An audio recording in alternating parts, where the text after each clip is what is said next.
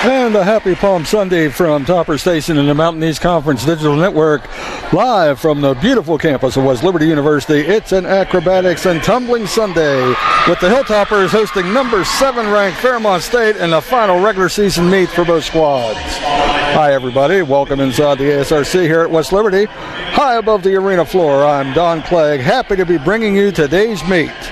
There's a lot on the line for both teams today as the winner locks up a second place finish in the MEC standings and the number 2 seed in the conference tournament that'll be coming up here in a couple weeks.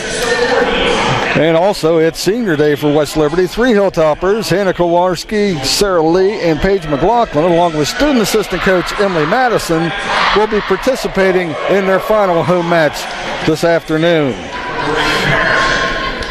Get you ready for what's coming up.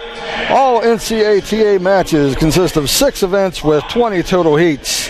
The compulsory, acro, and pyramid events form the first half of today's match. Following a halftime break, we'll be back for the toss event, the tumbling event, and the always exciting team event. If you're new to the sport of acrobatics and tumbling, you're in for the treat. Rapidly underway, we are starting the compulsory event, Fairmont State on the mat.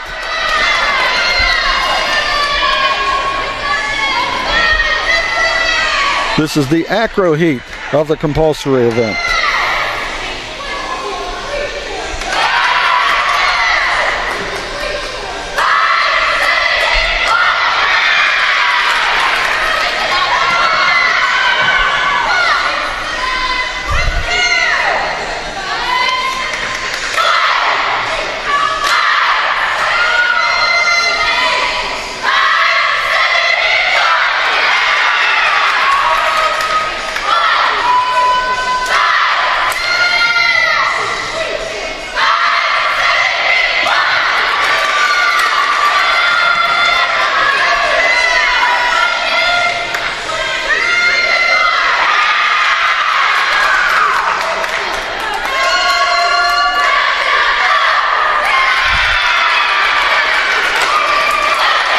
A solid performance for the nicely ranked Falcons. On the mat for Fairmont was Chloe Smith, Azaria McWhorter-Martin, Cassidy Price, Brianni Dawson, Riley Vinson, Olivia Daniels, Emily Brock, Lauren Whittier, and the counter was Elizabeth Maurer. Now every match starts with a compulsory event. There's 4 heats in the compulsory event. We just saw Fairmont do their acro heat. Following will be the pyramid, toss, and tumbling. Each heat begins with a start value of 10. The compulsory event, the only event in which each team is required to execute the exact same skills, allowing for direct comparison between the two. The officials will be looking for execution, body position, and stability of structures.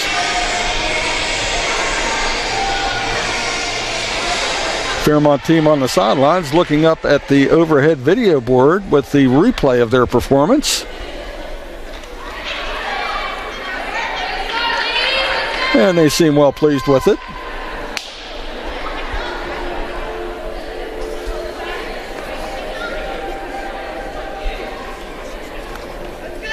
Waiting now for the Hilltoppers to take the mat for their acro heat in the compulsory event.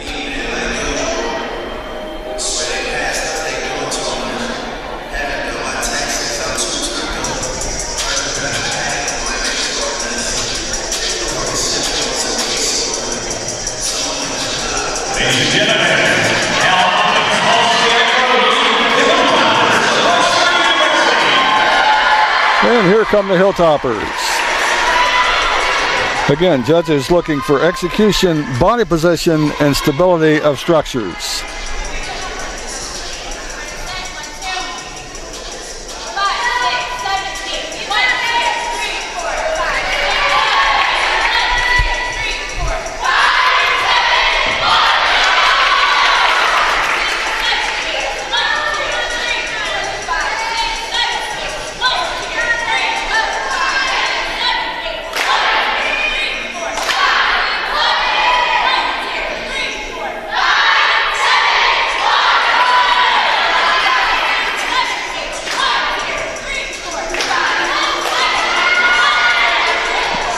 All positions must be held for 3 seconds. easily meeting that standard.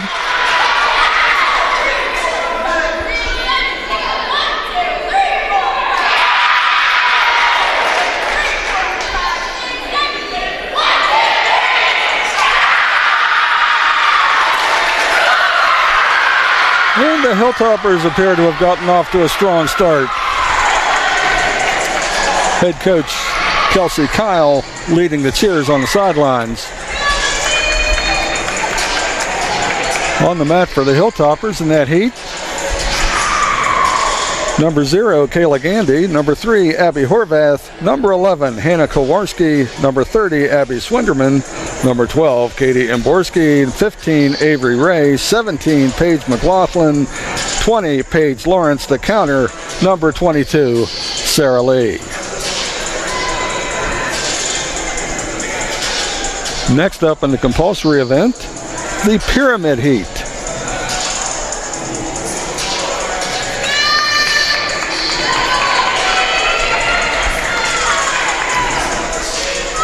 And once again, both teams, these are compulsory events that are performed in every meet. Both teams tend to have very high scores in these events because they've been practicing them since the start of practice. For example, West Liberty in the pyramid, their set a school record earlier this year with the meet at Notre Dame of a 9.85 out of a possible 10.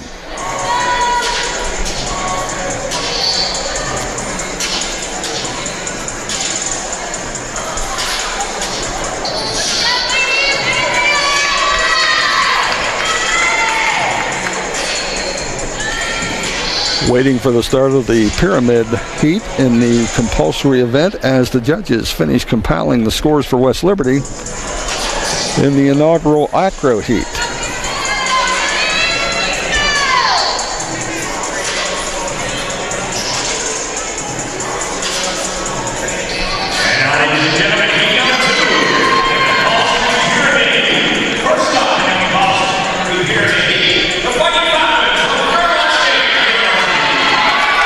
And the Falcons take the net for their pyramid heat.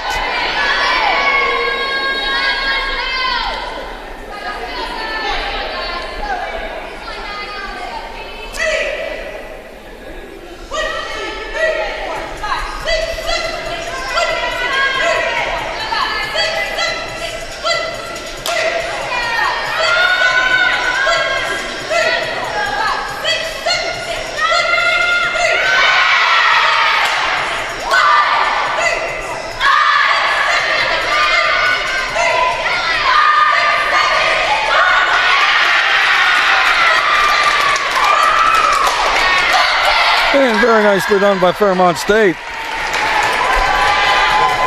For the Falcons in the compulsory pyramid, number 5, Catherine Cole. Number 30, Reagan Mullahan. 22 is Briley Knott. 16, Brianni Dawson.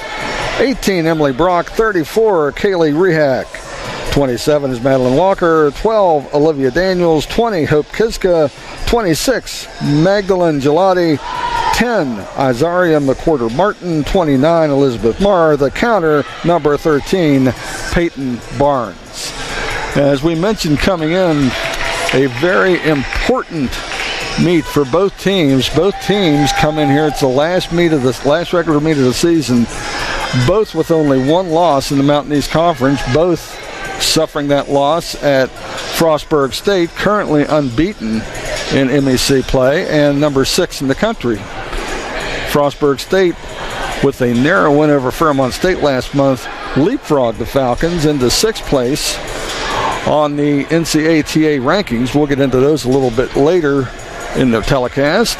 Fairmont State held on to number 7. The top 8 teams will be coming back here at the end of the month for the, I believe it is the 12th annual NCATA National Championships. West Liberty thrilled to be hosting the championship meet for acrobatics and tumbling this year. And now the Hilltoppers onto the mat for their pyramid heat in the compulsory event.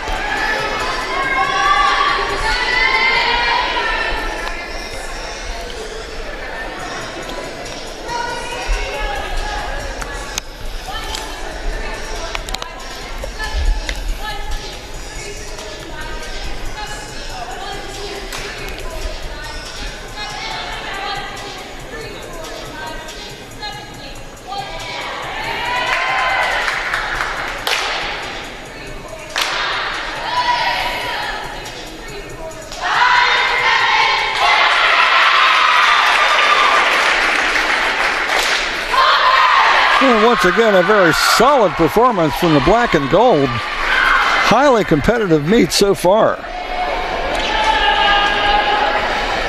And as we wait for the judges to compile the scores, teams looking up overhead to see the replay on the big screen. Next up in the compulsory event is the toss event. And once again, this is an event that has a typically higher score in the compulsory than it does in the actual toss event itself later on in the match. For example, West Liberty, the school record is a 9.90 versus Glenville State a couple years ago. They've hit a 9.75 at Notre Dame last month.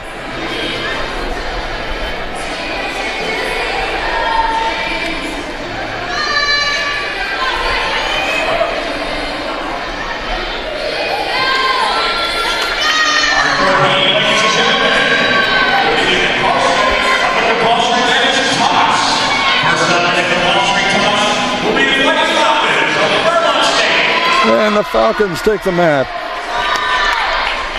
for the toss heat in the compulsory event.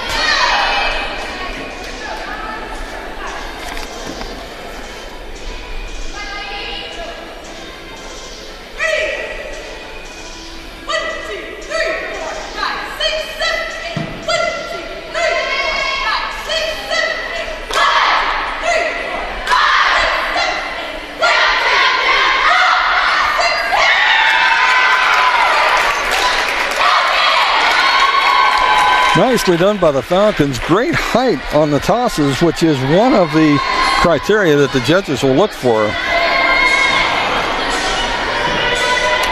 They've set a pretty high bar for the Hilltoppers. Let's see if West Liberty can meet that test.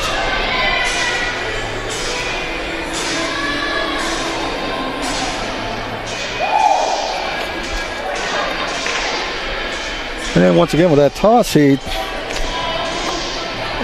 basically it breaks down to a flyer being thrown into the air by her teammates. She executes a skill like a twist or a flip while she's airborne.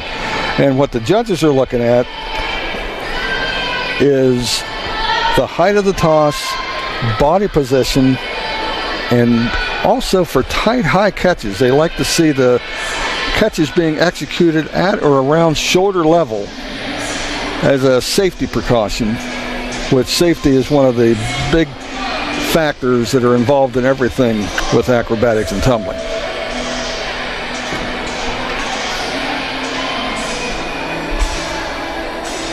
And for Fairmont State in the toss heat, that was number 4, Sophia Del Greco, number 5, Catherine Cole, number 10, Azaria McWhorter Martin, 22 was Briley Knotts, 28, Alexa Wilson, 11, Natalie Moore, 21, Riley Vinson, 29, Elizabeth Maurer, 34, Kaylee Rehack, 18, Emily Brock, the counter, number 14, Peyton Barnes.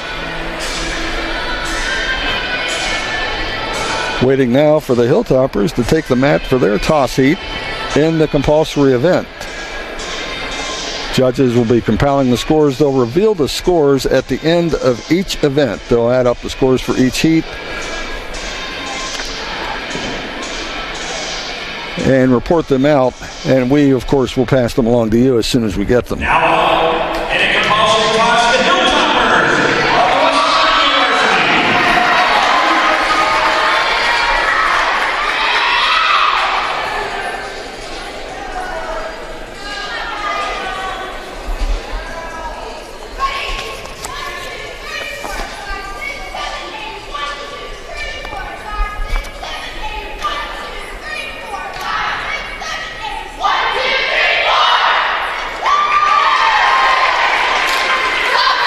And good height on the toss, nice high catches. Obviously not a judge, just a layman, but to the naked eye, to the unschooled eye, I think we've got a pretty good meet going here, folks. For West Liberty, in the toss heat, number 0 is Kayla Gandy, number 3, Abby Horvath, number 5, Audrey Prater, 11, Hannah Kowarski, number 12, Katie Imborski, 8, Jillian Hartz, 17, Paige McLaughlin, 13, Kaylee Rehack, 14, Emily Brock, the counter, number 15, Peyton Barnes. Waiting now for the Hilltoppers to take the mat for their toss heat in the compulsory event. Judges will be compiling the scores. They'll reveal the scores at the end of each event. They'll add up the scores for each heat Number 20, Paige Lawrence. 22, Sarah Lee. 30, Abby Swinderman. The counter, Savannah Turner Davis. And if you keep track and follow along with these names as we read them off as the participants in each heat, you'll see one or two, maybe three names that pop up more and more often. And those are what they call the big scorers for each team. They're the ones that put the points on the board.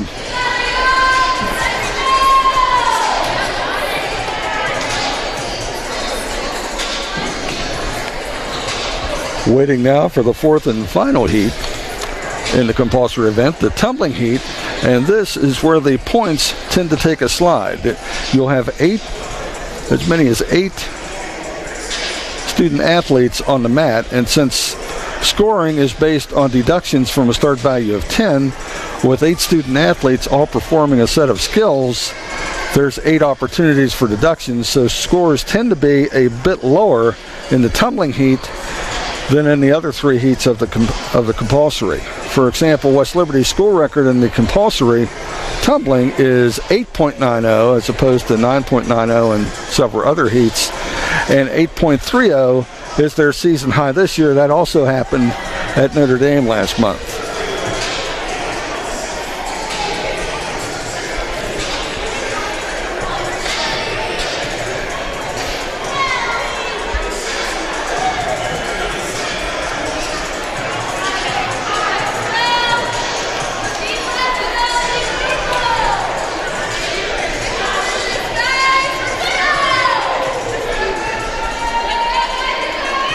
You know, the ironic thing about today's match obviously being a battle for second place in the Mountain East Conference, and we'll get back to that in a minute. Fairmont getting ready to take the mat for their tumbling heat, the final heat in the compulsory event.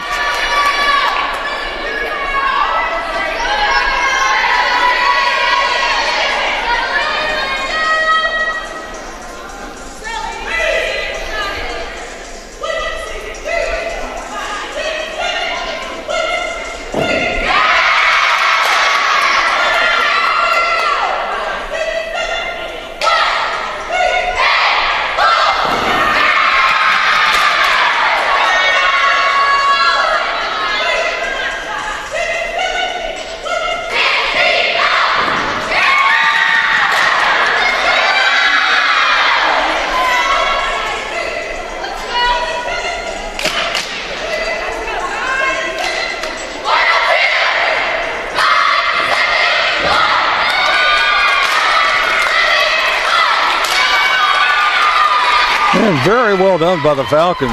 Congratulations, head coach Danielle Kuthry in her 3rd season, ultra successful head coach for Fairmont State. And again, we're waiting for the scores to be added up by the judges. 3 judges at every NCATA meet. Each have their own specific set of what they're looking for, and there are just a raft of criteria, deductions, 0.05 of a point, 1/10 of a point, all these things that go right through the list.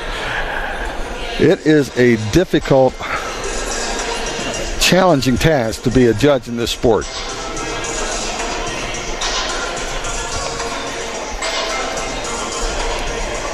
Okay, on the mat for Fairmont State in that tumbling heat, number 2, Taylor Openlander. Number 3, Avery Keller.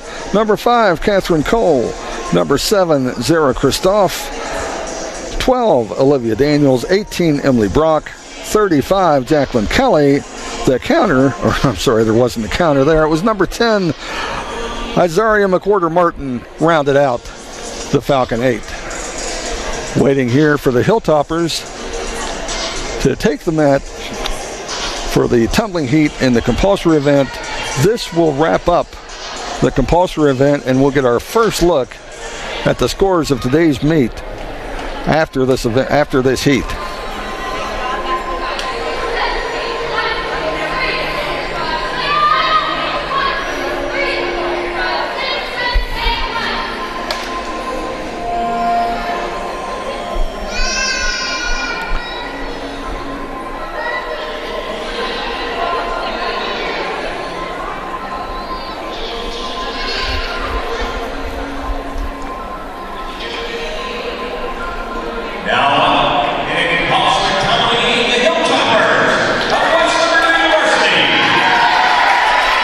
come the Hilltoppers.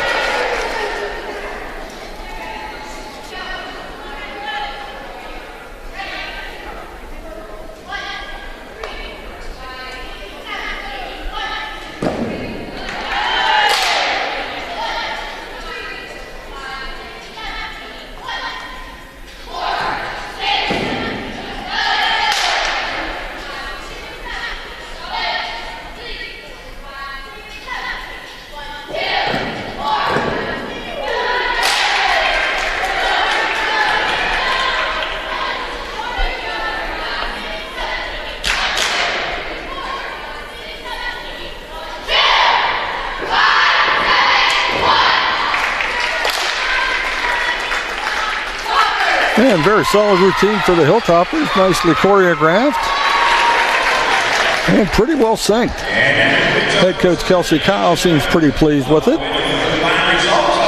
And that brings us to the end of our first event of the afternoon, the compulsory event. We'll wait for the judges to compile the scores, get our first look at how this meet's going, and we'll see who has the upper hand early on. Getting back to what we were talking about earlier, with the the ironic thing about today being the battle for second place, if you will, in the Mountain East Conference. The winner of today's meet will finish second and get the number 2 seed in the tournament, which is coming up in a couple weeks at Frostburg State. The loser will be the 3 seed, and 4 teams will be heading to Frostburg State to compete in the MEC tournament. And the pairings will be 1 versus 4, 2 versus 3. So 2 weeks from now, these teams will be facing off again for a chance to advance in the MEC tournament. And still waiting for the scores to be posted. And again, with the tumbling heat, remember the scores are generally just a touch lower than they were for the others. And we'll be able to read you a list of the results from each individual heat as soon as the judges get them posted. Now, while we're waiting for the scores, we'll talk about the next event, which is the acro event, and this is where we start the optional portion of the meet. Now, each team performs its own routine based on a set of skills with different start values. In heats 1 and 3, teams can have up to 4 athletes, while heat 2 features 4 to 8 athletes. There's 5 elements in heat 1, 6 elements in heat 2, 7 elements in heat 3. Start values are based on the difficulty of each skill, and each position, as we mentioned before, must be held for at least 3 seconds. Officials, once again, will be looking stability of structures and body position.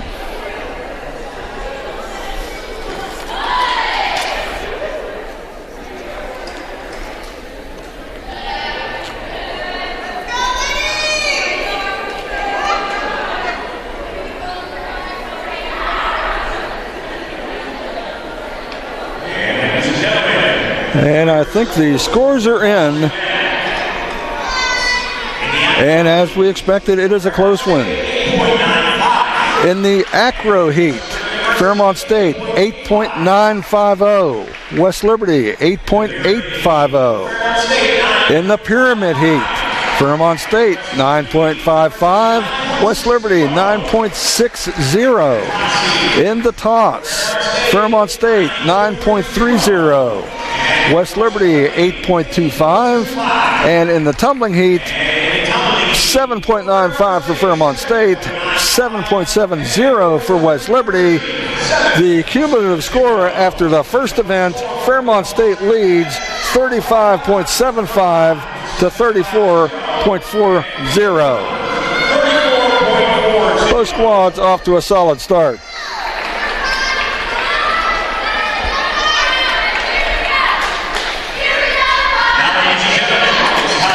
And now, for the acro event, Fairmont State takes the mat first, operating with a start value of 9.95.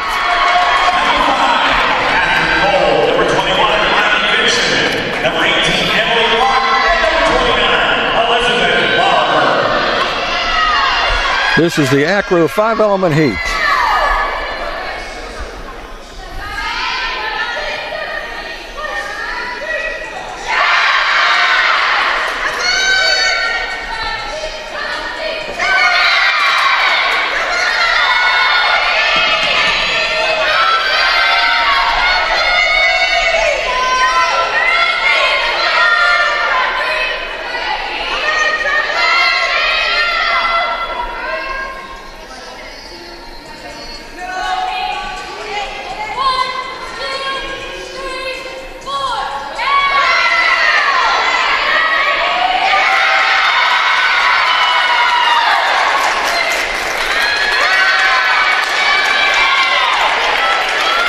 Great exhibition of strength and control by the Falcons in that heat.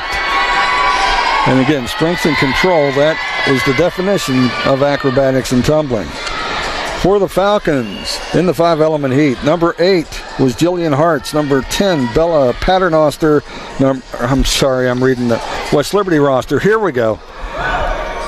Number 5, Catherine Cole. Number 21, Riley Vinson. 18 was Emily Brock. And 29, Elizabeth Marr.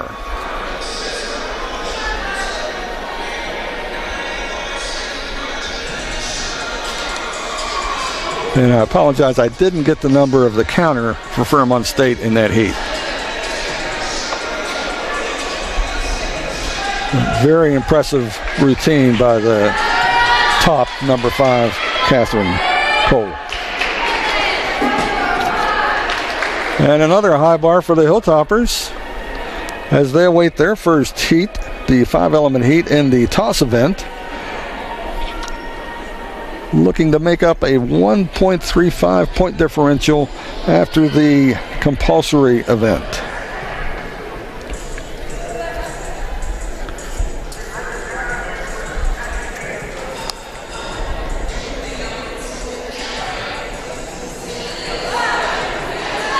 And the 5-element acro start value for West Liberty, 9.85.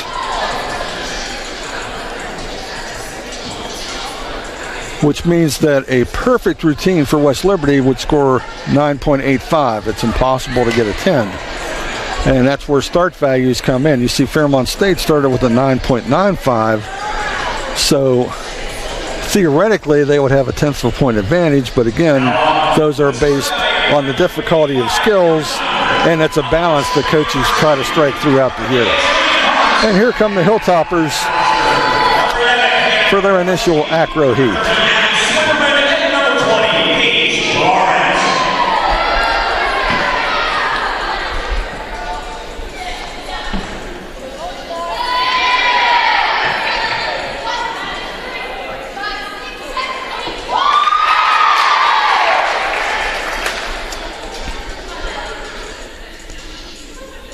As you can see, the routines in the two teams now begin to differ.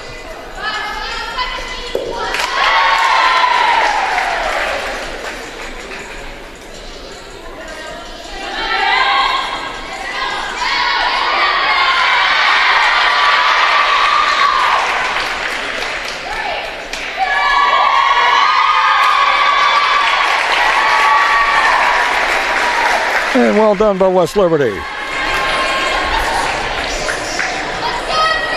For the Hilltoppers in the 5-element acro heat, number 8, Jillian Hartz. Number 10, Bella Paternoster. Number 11, Hannah Kowarski. Number 30, Abby Swinderman. The counter was number 20, Paige Lawrence. And they stand on a sideline, both teams actually looking up overhead at the video screen in the replay of their most recent performance.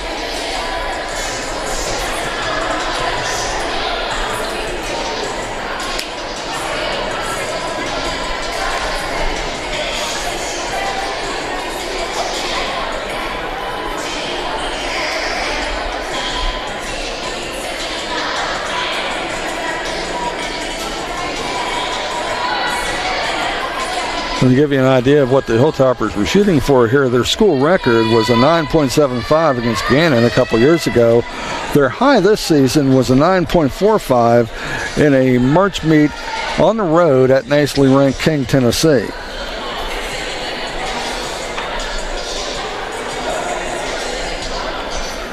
Yeah, West Liberty comes in here with a 3-5 record, but 4 of those 5 losses have come against nationally ranked teams.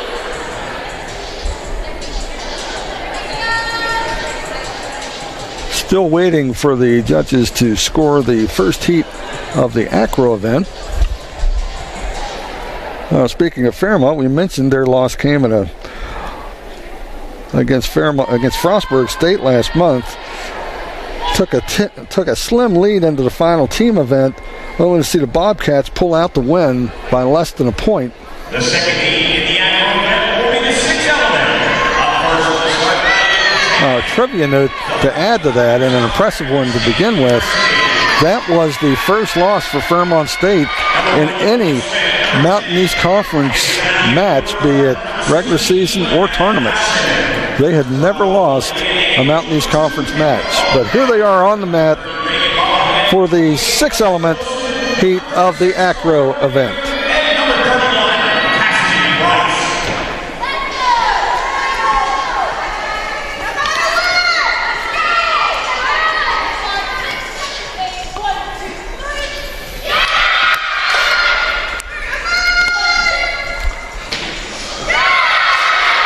A little bit of a bobble on the left side there. Good save by the Falcons.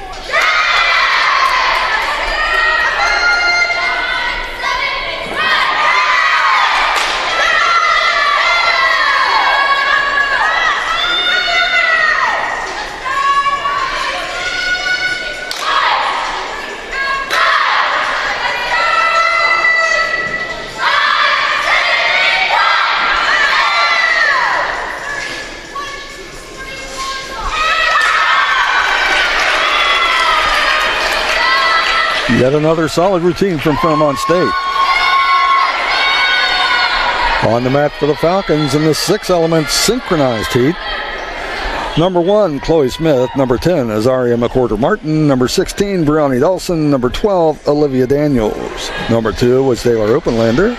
Number 3, Reagan Mullahan. Number 28, Alexa Wilson. 36, Lauren Whittier. The counter, number 31, Cassidy Price.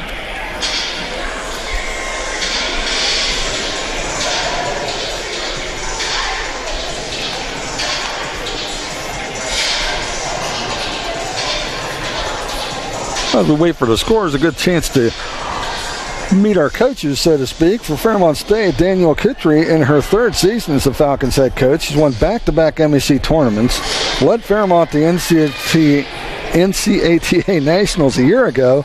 She's 22-3 overall and 14-1 in MEC action as the head coach.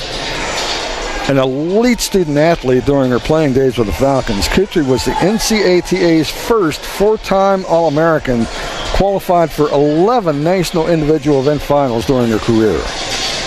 Inducted into the Fairmont State Hall of Fame earlier this year, she stayed with the program as an assistant coach after graduation before taking the head coaching reins in 2020-21.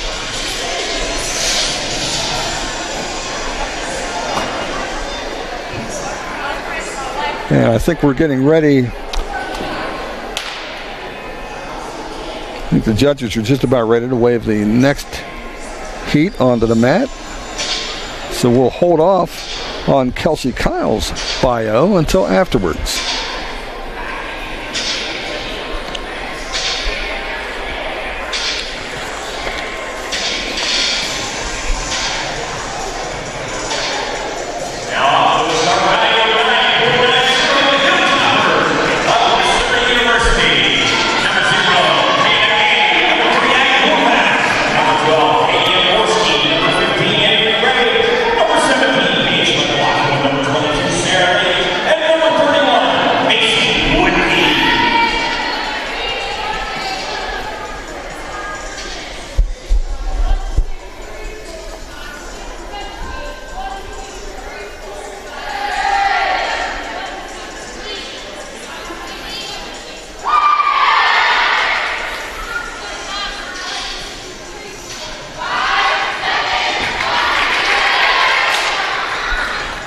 And again, this is a synchronized event. You want both sides of this to be mirror images of the other.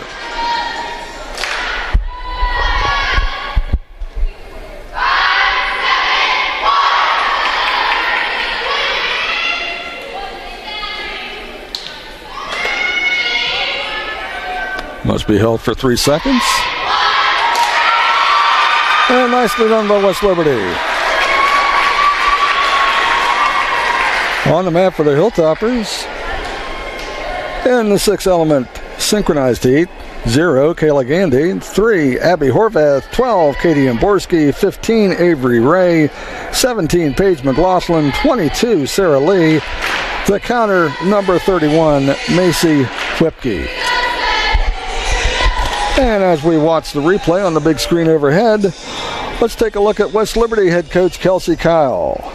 Now in her first season at West Liberty, Kelsey came to the Hilltop after an impressive collegiate run at Fairmont State. A 4-year letter winner for the Falcons, she was the 2019 MEC Specialist of the Year and won 4 individual event championships at the 2019 MEC tournament. Also a 2-time NCATA National Specialist of the Week, Kelsey helped lead Fairmont State to a top 5 national ranking and the number 5 seed at the 2019 NCATA Nationals. And I can tell you from working with her the last few years, one of the bright young coaches in any sport. In fact, both coaches today you could absolutely say that about.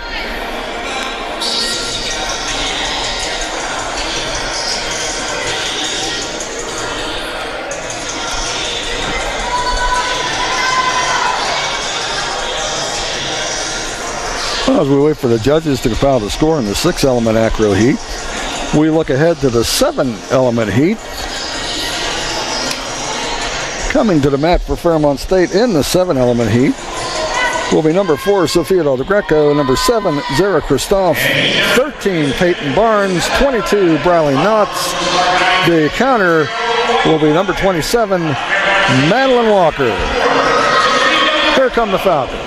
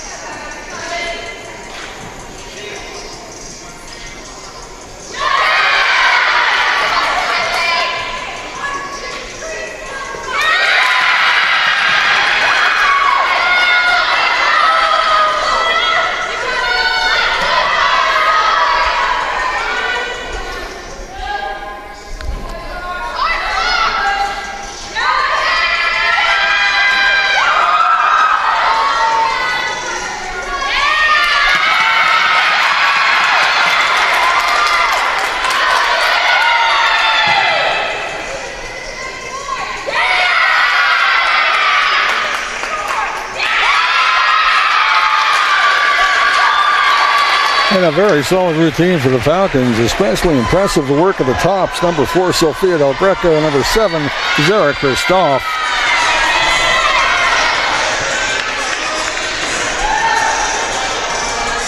And the judges will have their work cut out for them to find some deductions on that one, we would think.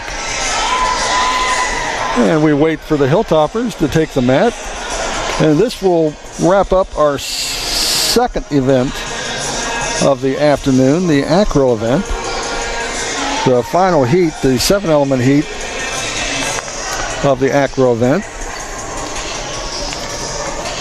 Taking the mat for West Liberty in this event, number 0, Kayla Gandy, number 3, Abby Horvath, number 7, Chloe Palmer. The counter will be Macy Whipke. Once again, Hilltoppers trying to cut in to that 1.30 lead that Fairmont State built after the compulsory event.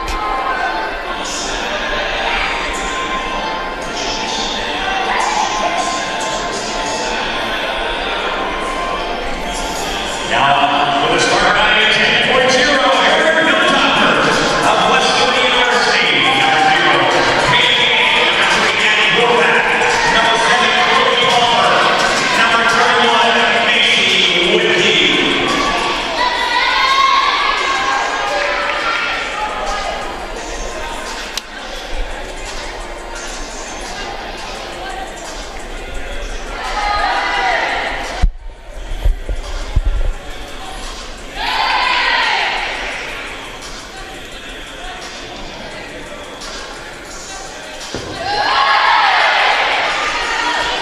Nicely done. Number 55, Peyton Fry, has joined this group to round out the lineup.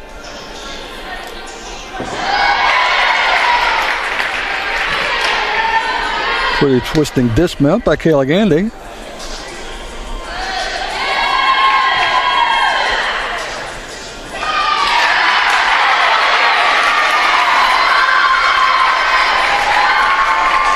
And that wraps up our second event of the day, the Acro event. Now in the books, or about to be, as the judges work through their calculations. Coming up next will be the third event, the final event of the first half, the pyramid event. Now the pyramid event, you'll see athletes building 3 layers in a structure with start values for the pyramid event based on skill difficulty, structure, and the entry and dismount of the student athletes. There's 3 heats to the pyramid event. Heat 1 must have an inversion and a twist of 90 degrees or more. Heat 2 will be a synchronized heat with 2 groups performing identical skills side by side. Heat 3 will be an open heat. Teams will be free to perform any combination of skills. Keys to watch again: structural stability, position of the top athletes.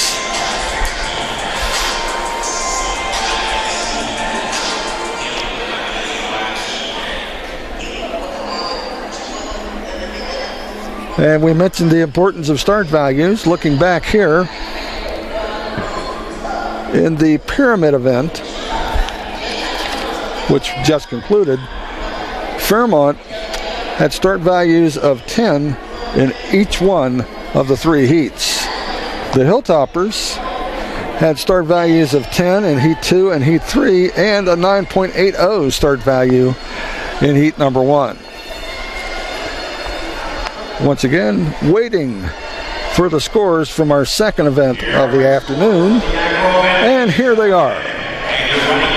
In Heat number 1, Fairmont State 9.30, West Liberty 8.90. Heat number 2, Fairmont State 8.65, West Liberty 9.05. Heat number 3, Fairmont State 9.60, West Liberty 9.65. Total for the event: Fairmont State 27.55. West Liberty takes the event by the narrowest of margins with a 27.60 score. Running total: Fairmont State 63.30, the Hilltoppers 62.0. As we move on to the pyramid event. For the pyramid heat, the inversion pyramid. Up first with a start value of 10.0, the Fighting Falcons of Fairmont State University.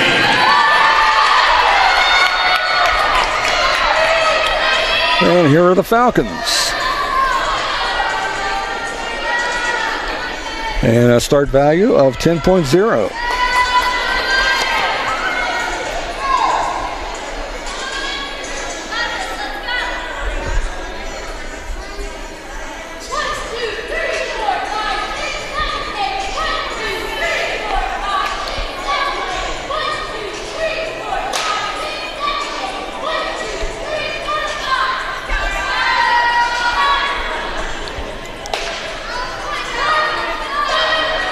And once again, looking for an inversion with a twist of 90 degrees or more.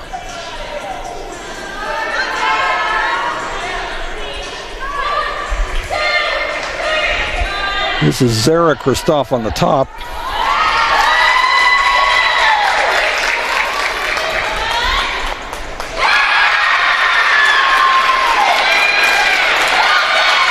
And well done by the Falcons.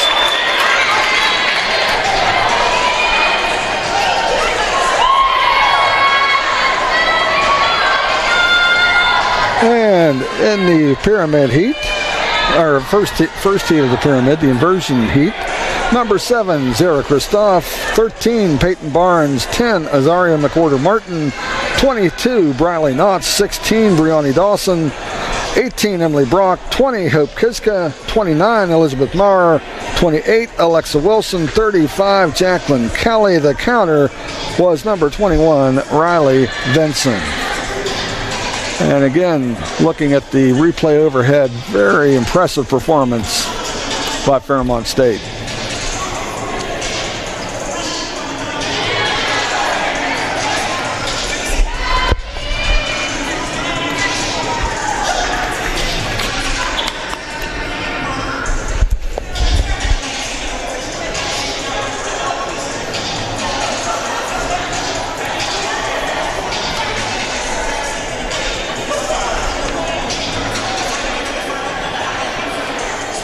And again, Hilltoppers looking to make up ground on the Falcons here.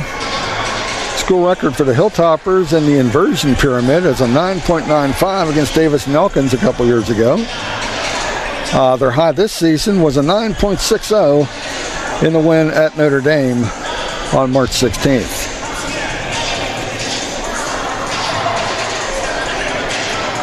Now, with a start back at 9.80, the Hilltoppers of West Liberty University. And the start value for West Liberty, 9.80.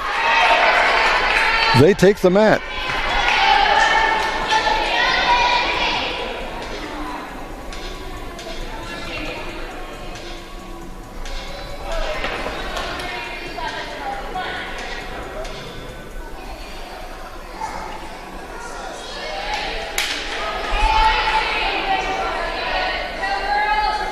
Number 5, Audrey Prater, the mid base.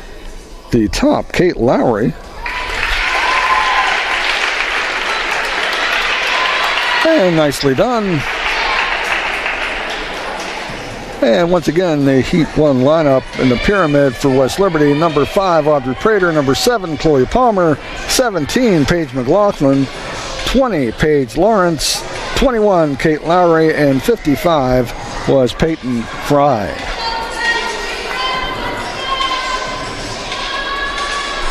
Up next for the two teams. And we will have the synchronized event of the pyramid. And once again, these are events where the teams look to put up big numbers. For example, school record for West Liberty in this, 9.85 versus Davis and Elkins. And the high this year was 9.80.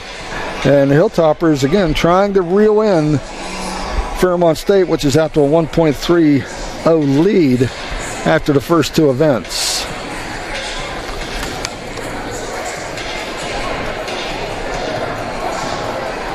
And Fairmont State, the second heat of the pyramid. And again, as we mentioned, start values of 10.0 for all three heats. Coming onto the mat for the Falcons will be number 0, Kayla Gandy. Number 3, Abby. Once again, apologies, that was West Liberty. Coming onto the mat for the Falcons, number 5, Catherine Cole. Number 16, Brianni Dawson. 30, Reagan Mollahan. 28, Alexa Wilson. 13, Peyton Barnes. 35, Jacqueline Kelly. 12, Olivia Daniels. 21, Riley Vinson. 18, Emily Brock. 22, Briley Knotts. 11, Natalie Moore. And 10, Azaria McWhorter Martin. The counter will be number 29, Elizabeth Marr. Again, we remind you, this is a synchronized heat. Two groups performing as mirror images of themselves side by side.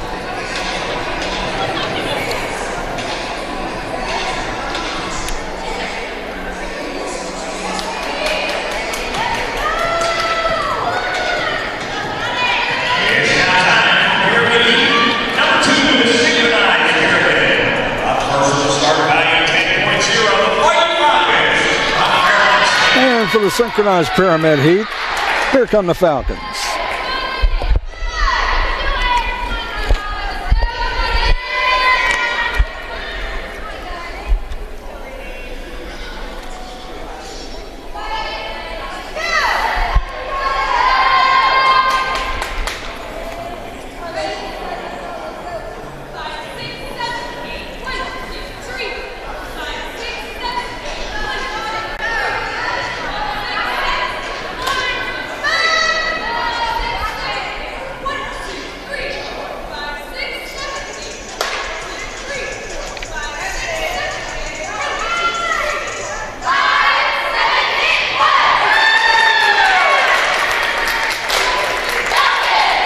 Another solid showing for Fairmont State. Just want to point out the stresses on the base. You know, bases often get overlooked. It's sort of, we've used the analogy before of football where the running backs and the quarterbacks get all the glory and the linemen do all the work.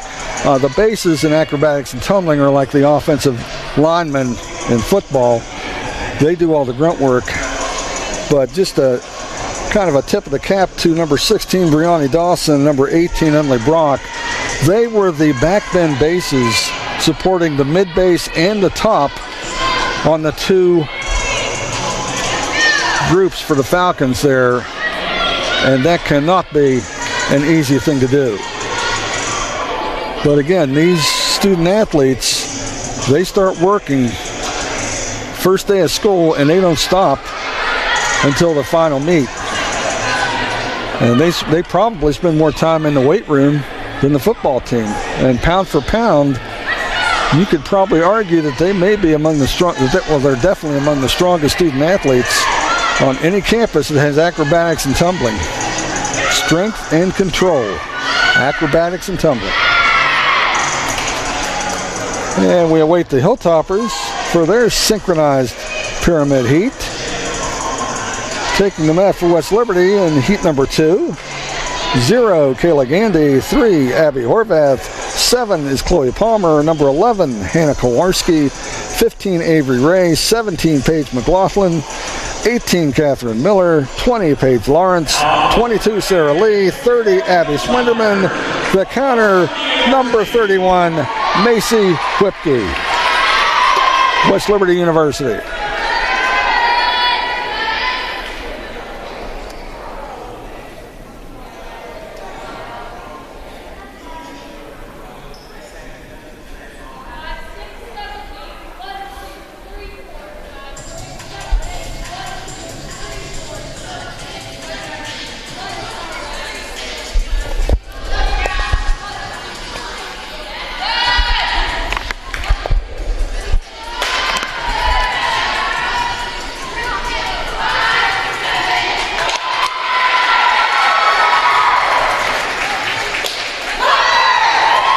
Nicely done and very well synchronized. And once again, to be fair, throwing out a tip of the hat to those back bend bases for the Hilltoppers. That was number 7, Chloe Palmer, and number 11, Hannah Kowarski. Excellent performance by West Liberty, but it goes nowhere without the solid support of those two bases.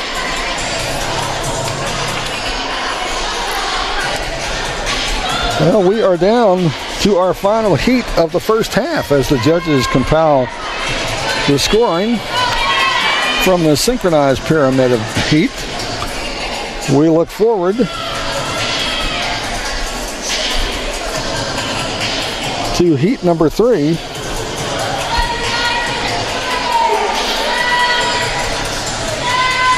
Watching the replay on the overhead here. Heat number 3 for West Liberty, or for West Liberty and Fairmont both. This is an open heat, and teams can perform any type of skills, put them together in any combination, and given that also tends to lead to higher scores. So once again, we're seeing if West Liberty can cut into that narrow lead for Fairmont State. Talking to head coach Kelsey Cowell before the meet, she was pretty upbeat. She says their team is probably as healthy as it's been all season. They got one of their key performers back this week, and that's actually why I'm flying solo. We usually have one of the injured acrobatic and tumbling student athletes to help out with color, because I'm the farthest thing from acrobatics and tumbling expert you can imagine. But I guess it's good news, bad news. The good news is everybody's healthy. The bad news is you're stuck with me flying solo. Once again, waiting for the third heat.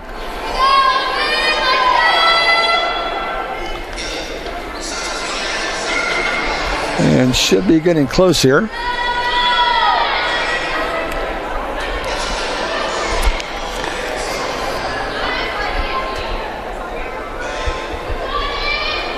And ready to take the mat for Fairmont State in this open heat. Number 10 is Aria McWhorter-Martin. Number 12, Peyton Barnes. 5, Catherine Cole. 16, Brownie Dawson. 30, Reagan Mollahan. 22, Briley Knotts. And number 28 is the counter. That's Alexa Wilson.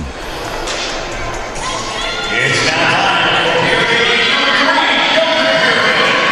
Up first will start by 10.0 for the Falcons.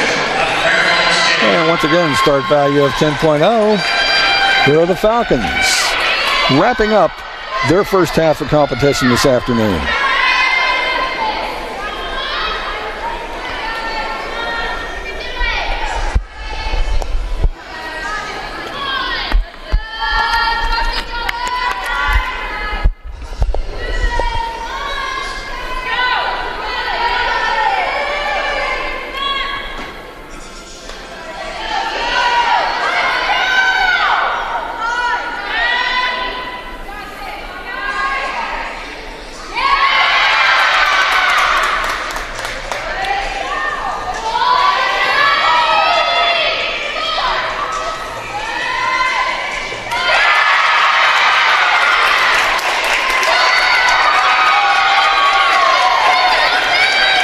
And another strong performance from Fairmont State.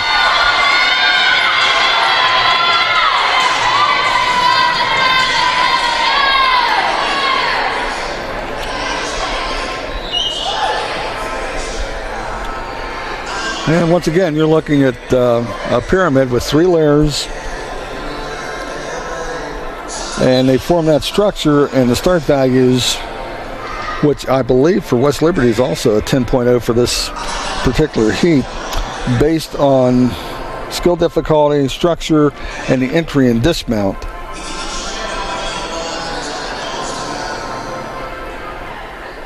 So a team's free to perform any combination of skills, and again, it's important to go from one skill to the next in a flowing, smooth fashion to avoid deductions from the judges. And we'll take a look at what West Liberty's school record and season high is in this event. And that's what I thought. This was the open pyramid was their first 10.0 against Glenville State back in 2020. They've had a 9.80 against Gannon on Valentine's Day this year. Let's see what they can do this afternoon.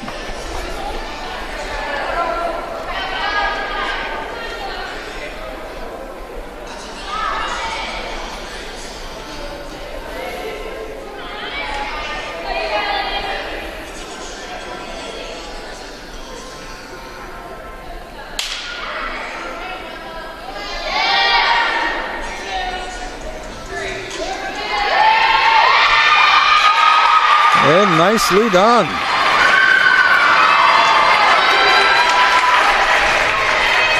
For the Hilltoppers in the final event of the final heat of the first half, that was number 0, Kayla Gandy, number 7, Chloe Palmer, 17, Paige McLaughlin, 30, Abby Swinderman, and the counter, number 14, Hallie McDonald. Waiting here for the judges to compile the scores in the open heat of the pyramid event, and then we will step aside for a 15-minute halftime break.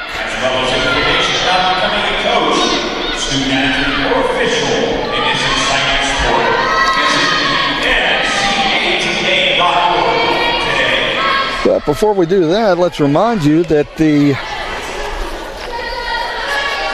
2023 MEC tournament will be coming up. I believe it is April 14th and 15th.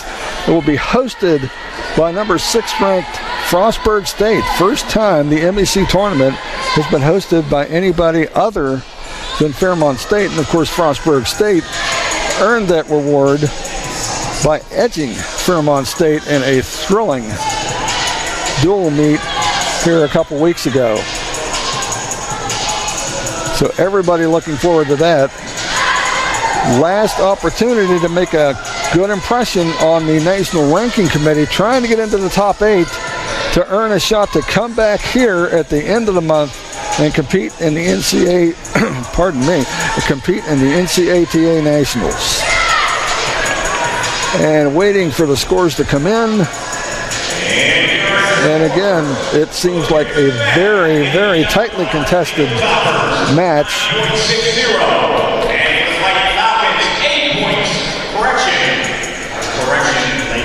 And the scores are in. Heat number 1, Fairmont State 9.60, West Liberty 8.60. Heat number 2, a tie. Fairmont State and West Liberty each at 9.25. And heat number 3, again the two highest scores, Fairmont State 9.85, West Liberty 9.75. Fairmont State takes the pyramid event 28.70 to 27.60. Your halftime score, Fairmont State 92.0, West Liberty 89.60. It's a close one. So we'll step aside now for about 15 minutes and we'll be back with the second half at the conclusion of today's meet and West Liberty's Senior Day festivities. You're listening to Topper Station on the Mountain East Conference Digital Network.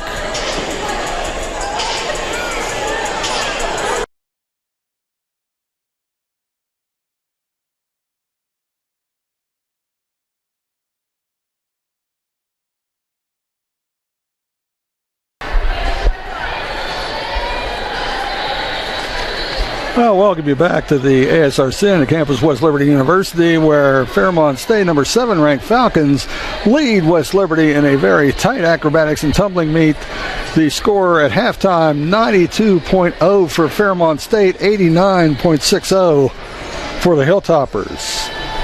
And we'd like to remind you, West Liberty University thrilled to host the 12th annual NCATA National Championships.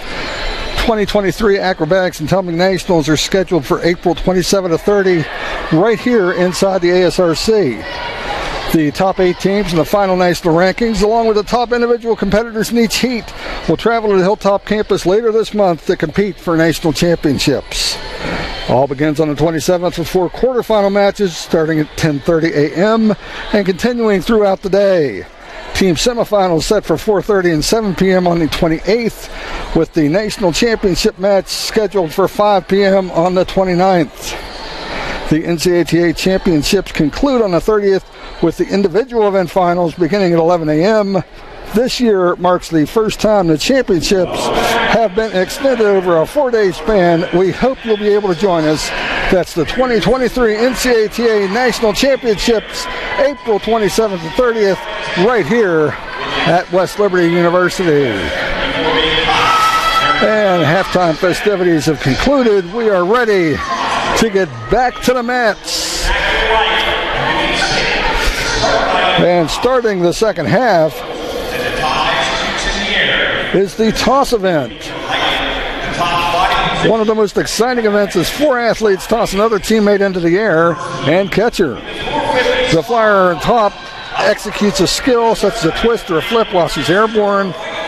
3 heats, the 450 salto toss, the synchronized toss, and the open toss. Here is Fairmont State for their 450 salto.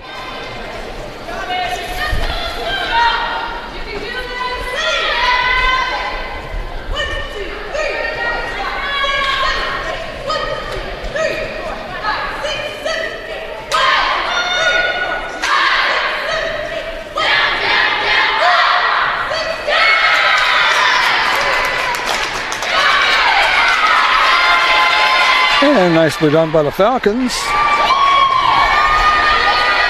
That was number 4, senior Sophia Del Greco doing the flying. Also in that heat for the Fairmont State, number 5, Catherine Cole. Number 10, Azaria McWhorter-Martin. 22, Briley Knotts. 28, Alexa Wilson. The counter was number 13, Peyton Barnes. And as we wait for the Hilltoppers to take the mat for their first heat of the second half, take a closer look at the 450 salto heat.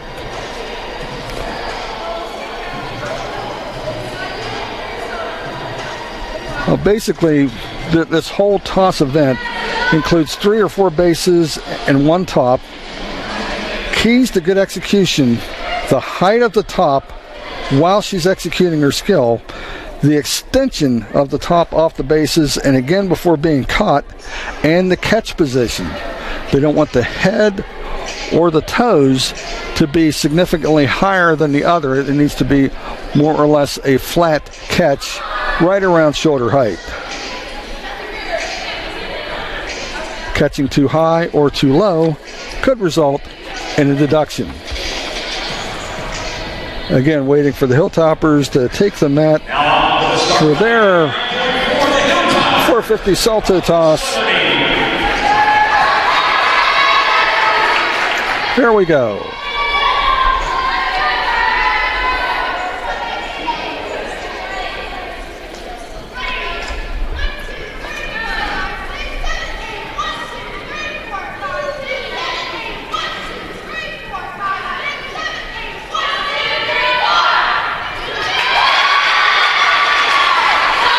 And well done. As you saw there, the head and toes on the catch were nearly parallel. Solid performance by West Liberty.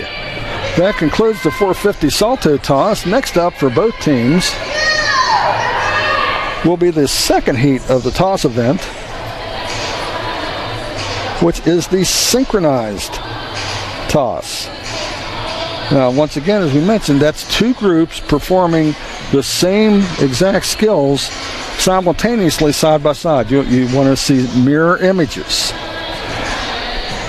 Getting back to West Liberty's first heat in the 450 salto, representing the Hilltoppers on the mat, number 0, Kayla Gandy, number 3, Abby Horvath, number 5, Audrey Prater, 11, Hannah Kowarski, number 12, Katie Imborski, the counter, Savannah Turner Davis.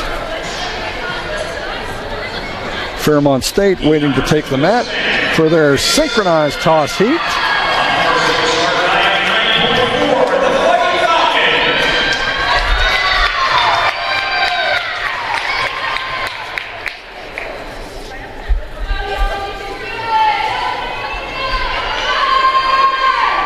And start value for the Falcons in this heat, 9.40.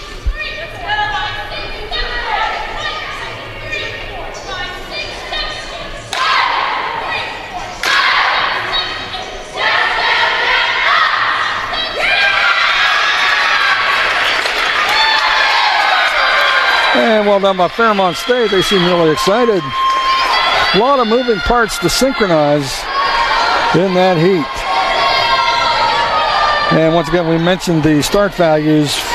Fairmont State, over the entire meet, has about a 4.0 advantage in start value. In other words, their start values on the whole are 4 points higher than West Liberty. So all things being equal, if both teams perform at the same level with the same level of deductions, Fairmont State, in theory, would win the match by 4.0 points. And of course, that's why matches are not conducted on paper and are conducted on the mats.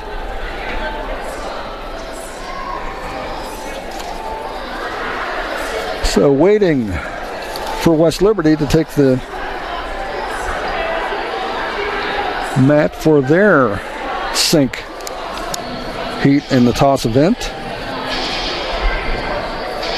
Hilltoppers coming to the mat would be number 0, Kayla Gandy, number 3, Abby Horvath, number 5, Audrey Prater, number 11, Hannah Kowarski, and number 12, Katie Imborski on one side, number 8, Jillian Hartz, Paige McLaughlin, number 17, Paige Lawrence, number 20, 22, Sarah Lee, and 30, Abby Swinderman on the other side. The counter at number 1, Savannah Turner Davis.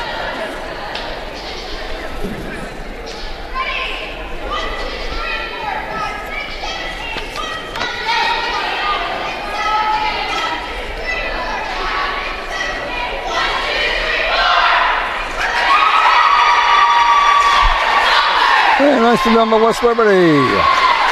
Also with a 9.40 start value in that heat. And as we watch the replay on the big screen, that sets the stage for the third and final heat of the toss event. The open toss.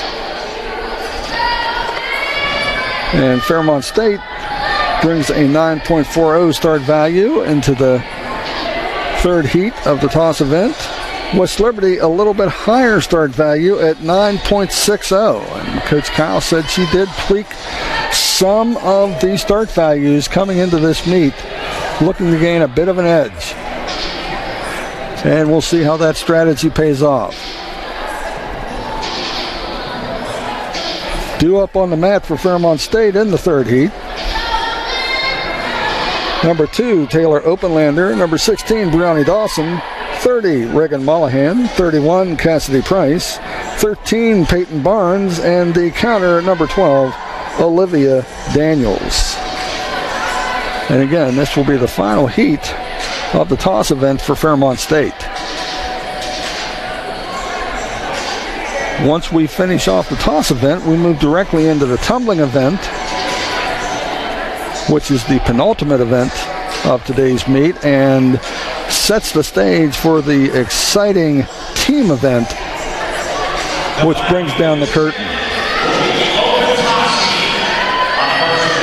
And now, for the open toss heat, Fairmont State onto the mat.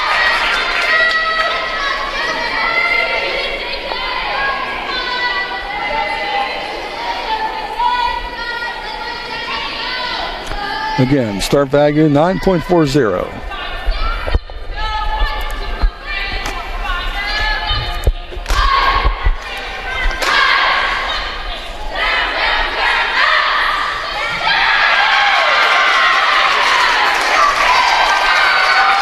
Very nice height on the toss and an excellent catch at shoulder height. And the Falcons seem well pleased with the way they wrapped up the toss event this afternoon.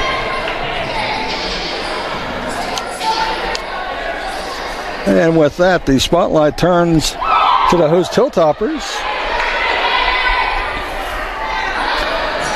Taking the mat in the open toss for West Liberty will be number 15, Avery Ray, number 17, Paige McLaughlin, 20, Paige Lawrence, 22, Sarah Lee, 30, Abby Swinderman. Once again, the counter, number 1, Savannah Turner Davis. And as we mentioned, the start value for the Hilltoppers in this heat, 9.60. That's 0.2 of a point higher than Fairmont State's.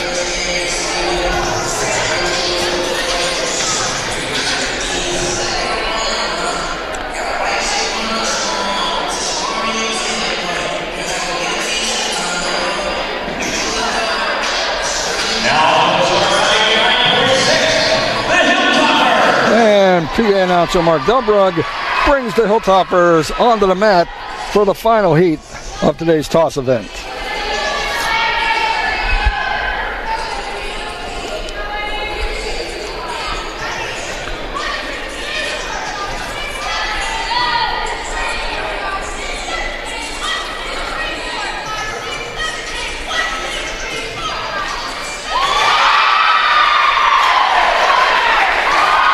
A flip and a full twist. I'm not sure if she got all the way around on that one, but it was very close. We'll leave that to the judges to decide.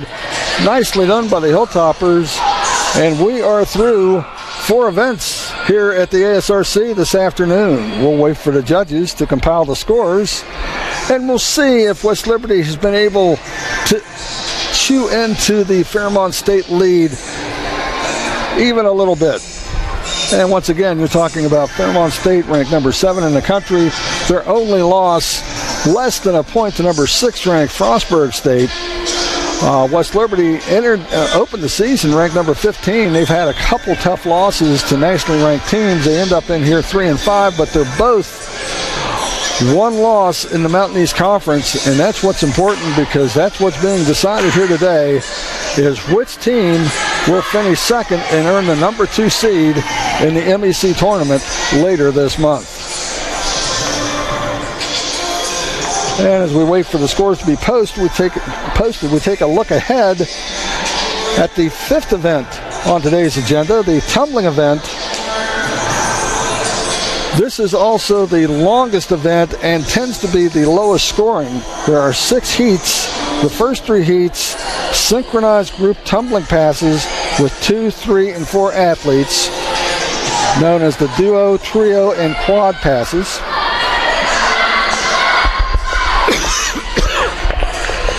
The last three heats are individual tumbling passes: the aerial pass, the six-element pass, and the open pass. Start values determined by the difficulty of the skills and the way they are combined in each pass. Body position, continuity of skills, and technique are the primary points of emphasis for our judges. And we're still waiting for the scores from the third heat of the toss event before we can move on to tumbling. And I think they are starting to come up now. We'll hang on for just a second.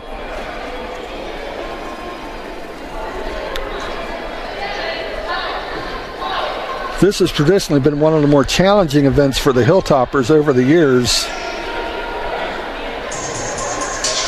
And here we are with the scores. Heat number 1, Fairmont State 8.70, West Liberty 8.50. And heat number 2, the synchronized heat, 8.30 for Fairmont State, 7.60 for West Liberty. And the third heat, the open heat, Fairmont State with a 9.00, 7.85 for West Liberty. Total for the event, Fairmont State wins it 26.00 to 23.95. The running total for today's match, Fairmont State opens up the lead just a little bit more, 118.00 points. West Liberty at 113.55.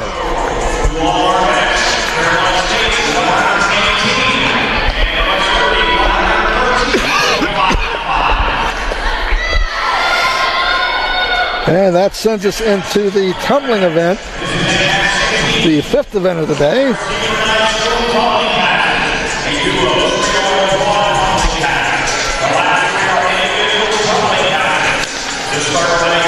And Fairmont State will start that off with the duo pass, number 9, Giovanna Pointer, and number 4, Sophia Del Greco. The first pass is a duo pass. Up first for the start line at 9.6. Fairmont State. Number 9, 9.60 start value for Fairmont State. Here they come.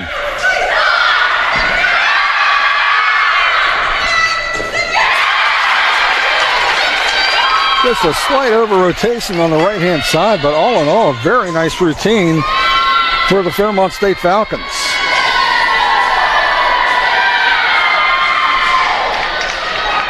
And once again, judges looking for body position, continuity of skills, and technique.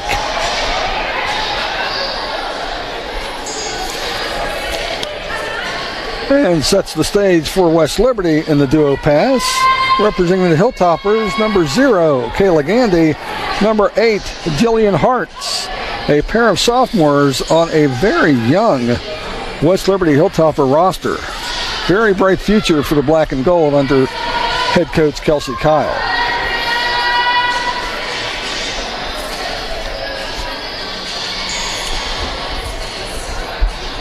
And start value for West Liberty in the duo tumbling pass, 9.40.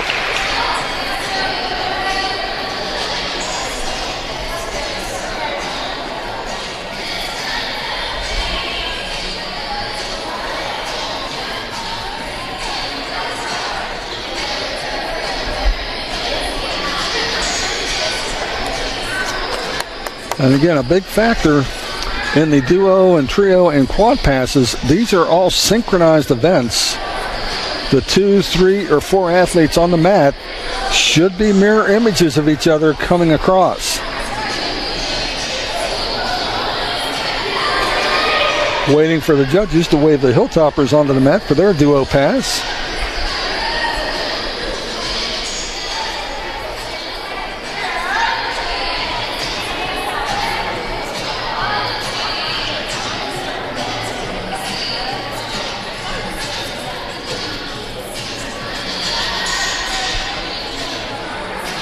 Now, the start value of 9.4. What's your name? And here they come. Number 0, Andy. And number 8, Julian Hurst.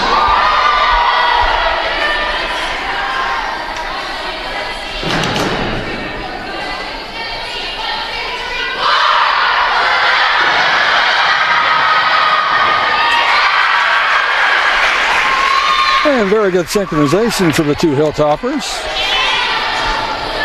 And we'll see how the judges react to that one.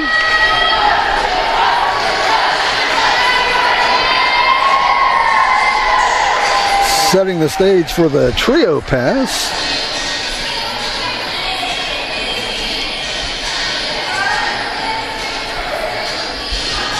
Now, just a note, if you're wondering why, if you have a really, really good tumbler, why you just don't send her out for every single tumbling event, well, they have rules about that. For example, in the tumbling event, a student athlete can compete in one of the duo and trio or quad passes and one of the individual passes, but you can't do all 6. So they're limited to 2 appearances in the tumbling event.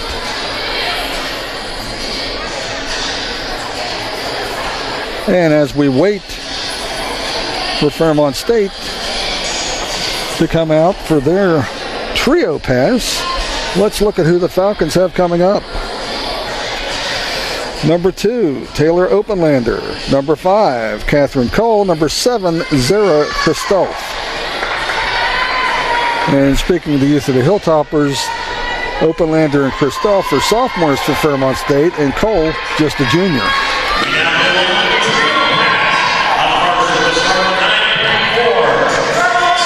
And now for the trio pass for Fairmont State, a 9.40 start value.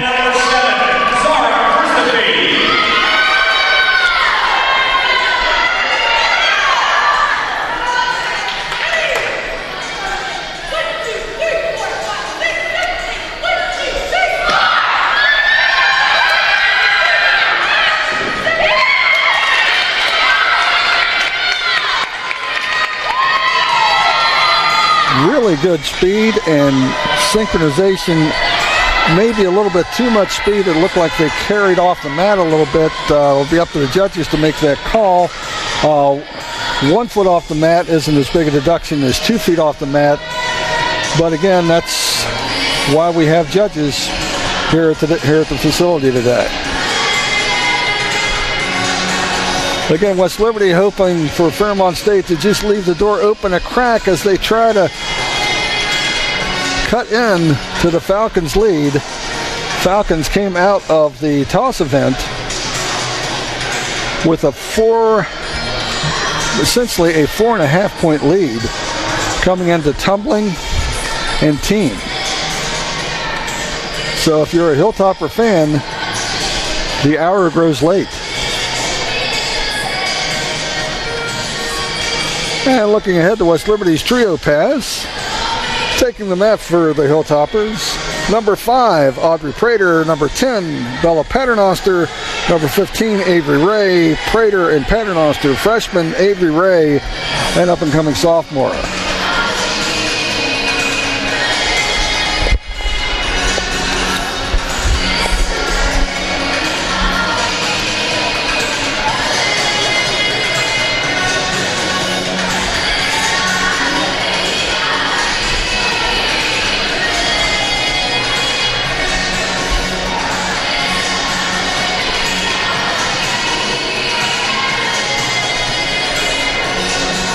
We mentioned about it, the growing sport of acrobatics and tumbling, officially recognized as an emerging sport by the NCAA. The NCATA announced last week that the number of schools now sponsoring the sport had grown to 53, with the addition of Talladega College in Alabama. And when you consider that this sport basically has been built from the edge, but overall a very strong performance from the black and gold. That wraps up the second of 6 heats here in the tumbling event. Sets the stage for the quad pass. This will be the final combined tumbling event of the afternoon.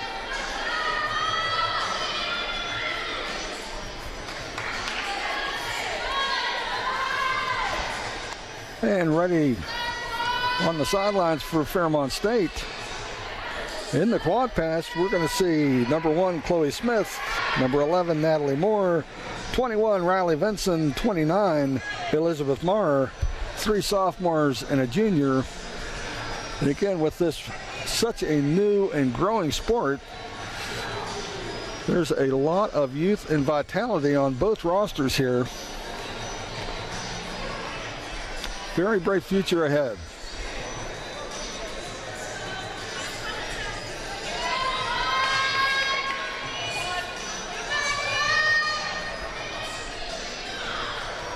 Waiting for the judges to finish scoring the trio pass here in the tumbling event, which will take us to the quad pass for both teams. And then we'll conclude with the 3 individual passes. Here comes Fairmont State.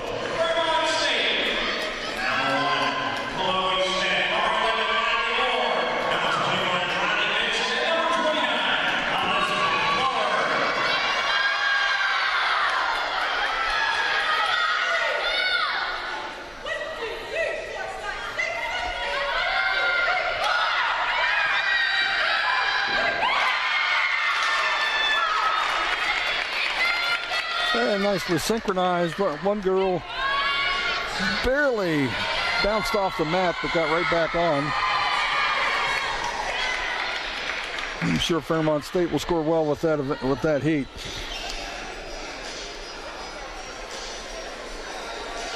And up to the Hilltoppers to knock it out of the park here. The quad pass for West Liberty.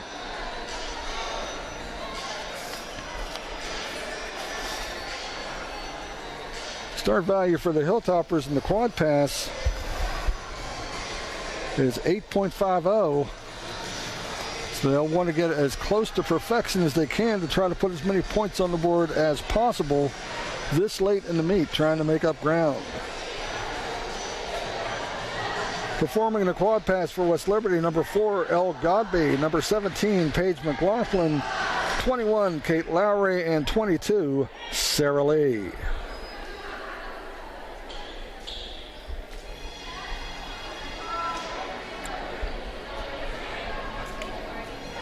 Now, if you want to watch along with the judges, some of the things that you might be able to see from our overhead cam are things the judges will be looking for. They're looking for bent knees, leg separation, and most importantly, those controlled landings. They don't want to see the over rotations, the step outs.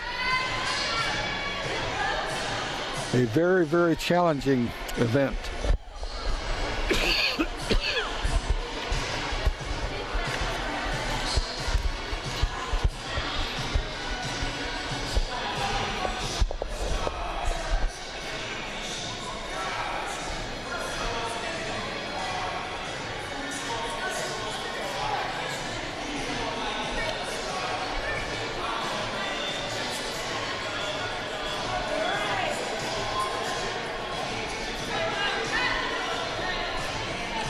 Waiting for the judges to complete the scoring for the trio pass. Now it's time for the Hilltoppers and their quad pass following Fairmont State.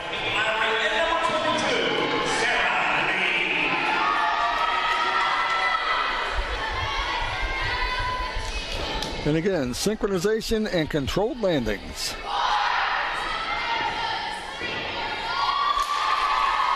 And pretty well done for the Hilltoppers. And the teammates form the victory tunnel over on the sidelines.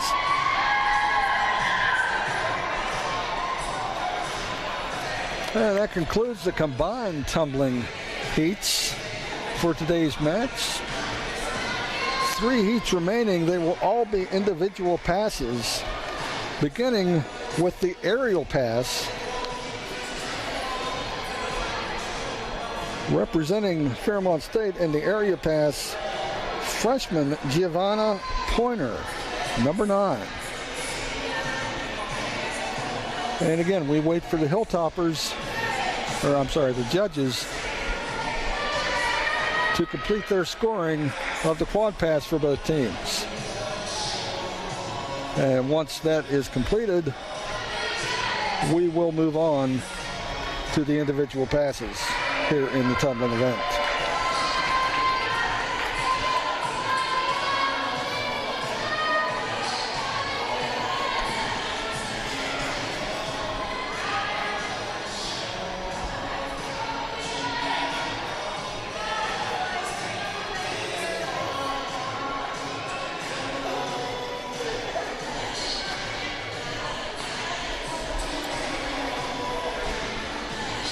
And just a note here about the National Collegiate Acrobatics and Tumbling Association.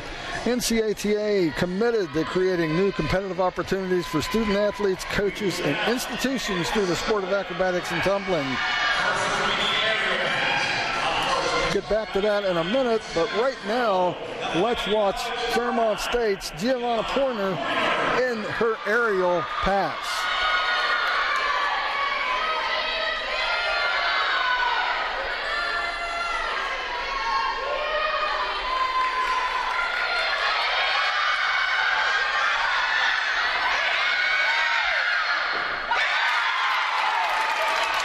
Well, she seemed quite happy with it, as does Coach Kittry. Welcome back to the sideline by her teammates. Nicely done. And getting back to the NCATA, as we said, committed to creating new competitive opportunities for student athletes, coaches, and institutions through the sport of acrobatics and tumbling. For more information about the nation's fastest growing collegiate sport, log on to the NCATA website at thencata.org. That's THENCATA.org.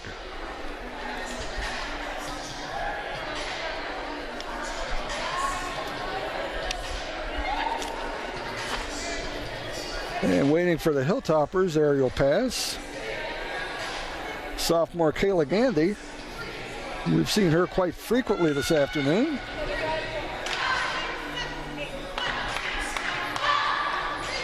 I think we mentioned the tumbling event, perhaps the most challenging event of the 6 events on today's calendar. Typically, the scores are anywhere from a point to a point and a half lower for tumbling heats than for most of the other heats in the competition.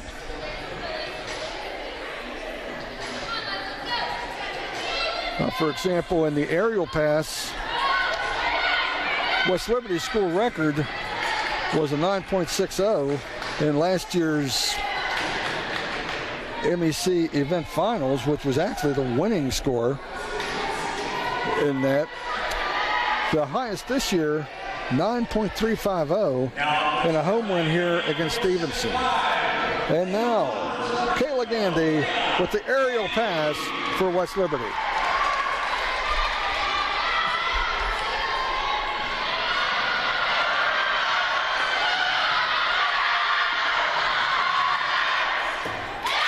A nice job accelerating through that routine. A little bit of a step out of the landing, but all in all, very well done for Kayla Gandy.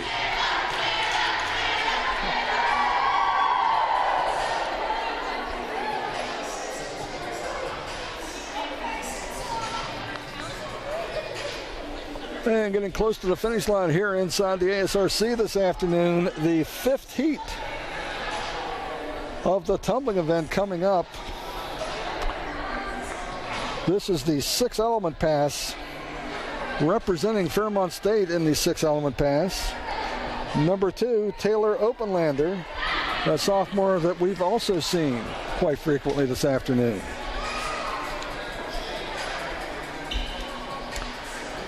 And once again, and we mentioned it with the last competitor,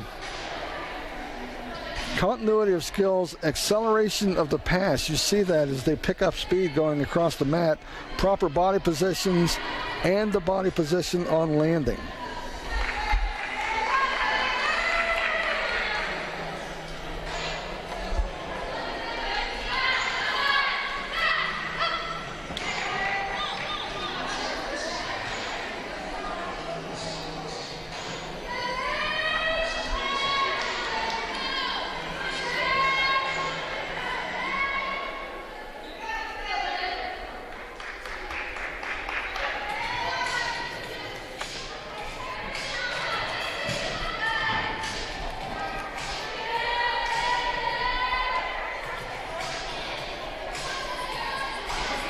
Our 15-minute time is 6-0 pass.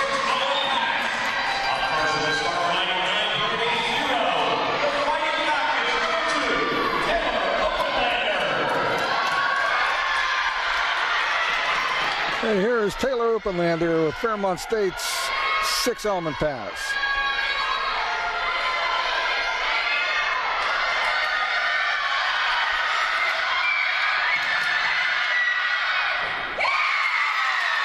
Very well done by the Falcon sophomore.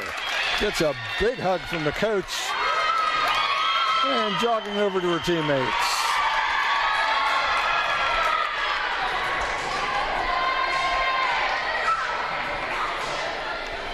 A 6-element pass, one of the stronger tumbling events for West Liberty.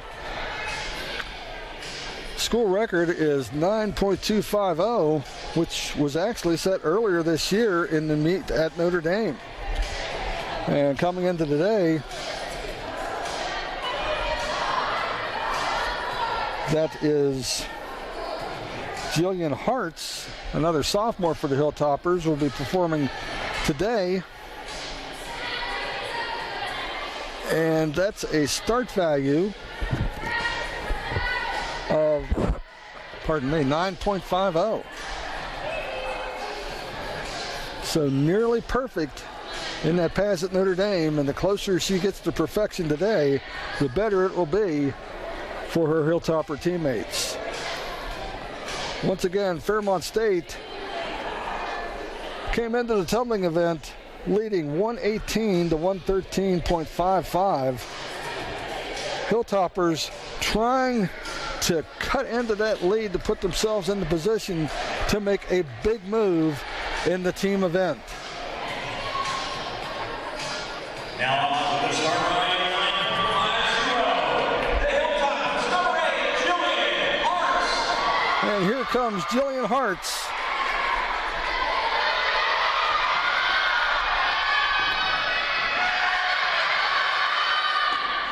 Nice acceleration and nailed the landing.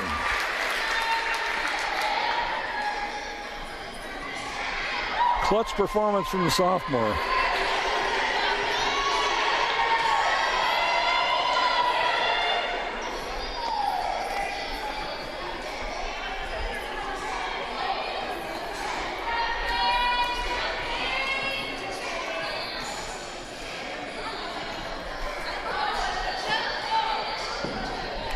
Okay, well that sets the stage for the final heat of the tumbling event, which would be the open pass. And for the Falcons, I believe that is number 5, Catherine Colwood Jr., who will be taking that tumbling pass for Fairmont State. While we have a second, just want to remind you about the 7th annual Topper Day of Giving. It's coming up on Wednesday. Your chance to be part of the WLU Foundation's 24 Hours of Giving. Your gift to the annual fund or the specific program that matters most to you on the Hilltop will help ensure a bright future for all West Liberty student athletes. For more information or to make an early gift today, visit WLUFoundation.org/Day of Giving. And we do hope that you will take part in that. That is such an important fundraiser for the athletic department. We continue to try to bring you these quality events and enhance the student athlete experience. Once again, waiting for the final heat of the tumbling event here today, the open tumbling pass. Up on deck for Fairmont State, number 5, Catherine Cole.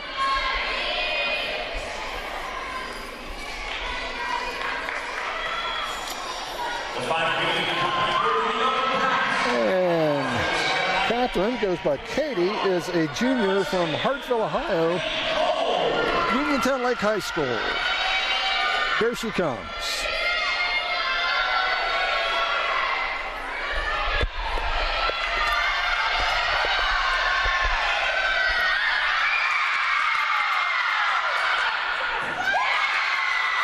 Well, she came off the mat just a little bit, but a very impressive open pass.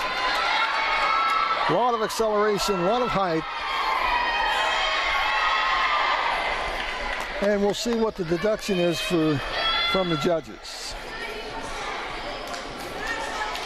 But that sets the stage for the final heat of today's tumbling event as the Hilltoppers try to narrow that gap, making up room on the nicely ranked Fairmont State Falcons.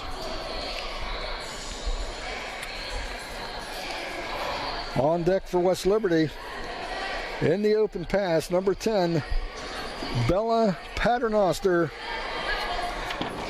a mere freshman from Pittsburgh, PA.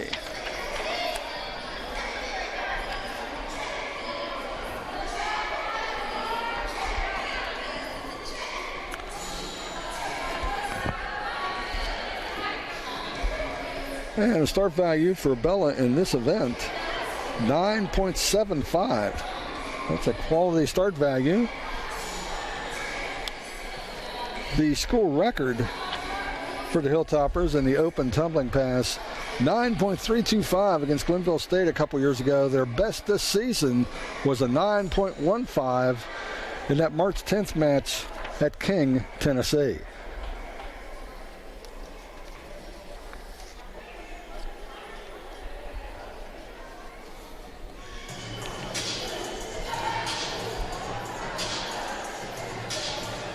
And once again, waiting for the final heat of the tumbling event, the open tumbling pass for West Liberty. And Bella Paternoster, number 10, the freshman, will be making that run for the black and gold.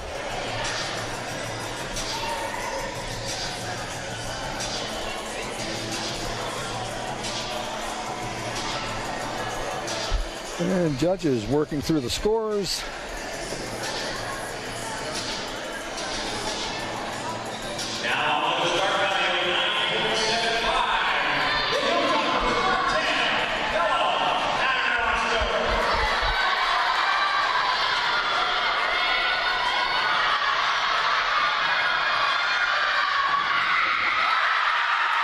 There she is.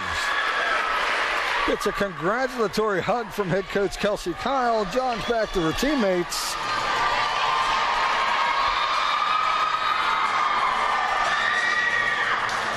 Ladies and gentlemen, we are through 5 of today's 6 events in this Mountain East Conference battle for second place. Coming up next, the team event, which if you've never seen if this is your first acrobatics and tumbling meet and you haven't seen a team event yet, you are not going to believe your eyes. It is 2 minutes and 45 seconds of what appears to be sheer chaos, but it's this incredibly choreographed athleticism. And while we've got a minute here, we've been talking about the rankings that came out, and again, the top 8 teams will be coming here at the end of the month for the NCATA Nationals. So the first set of in-season rankings came out last week. Fairmont State wanted 2 Mountain East Conference teams to crack the top 10. They were number 7, as we've mentioned. That was the same spot they'd held in the preseason poll. And after the loss to Frostburg State, which opened the season number 12, jumped all the way to number 6. Now at the top of the list, it's the usual suspects. 7-time defending champion Baylor's number 1. And Oregon, which won the first 4 NCAA national titles, is number 2. Perennial powers Azusa Pacific, Quinnipiac, and Gannon round out the top 5. Now, the rankings compiled by the NCATA Championships Committee are based on teams' overall performance throughout the course of the season. The criteria include won-loss record, head-to-head competition, strength of schedule, common opponents, average meet score, average meet start value, score differential from start value, in other words, execution, and the team's improvement from the start of the season to the end of the season. Now, there's going to be 2 more sets of regular season rankings coming out. Be this Wednesday, April 5th, and the following Wednesday, April 12th. The 8-team championship field and all the at-large qualifiers for individual event finals will be released on April 17th. And of course, as we mentioned, that 2023 National Championships, they're going to be held right here at West Liberty University from April 27th to the 30th. And once again, waiting for the scores to be recorded from the tumbling event, and I think they are starting to come in now.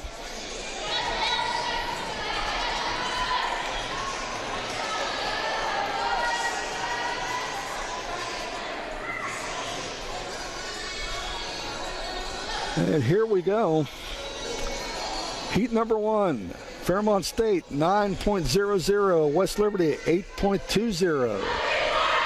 Heat number 2, Fairmont 7.55, West Liberty 8.50. Heat number 3, Fairmont 7.80, West Liberty 8.10. Hilltoppers making a move. Heat number 4, Fairmont 9.45, West Liberty 9.475. Heat number 5, Fairmont State 9.275, West Liberty 8.525. And heat number 6, the open heat, Fairmont State 9.275, the Hilltoppers 9.325. The total event score, Fairmont with a narrow victory in the tumbling heat, 52.35 to 52.125. Heading into the team event, Fairmont State leads 170.35 to 165.675. The Hilltoppers are not dead yet. A strong performance in team can push them over the top. And speaking of the team event,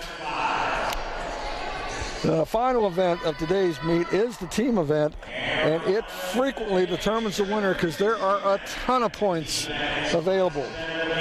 For example, start values for the team event often exceed the combined start values for all 3 events from the first half of the meet.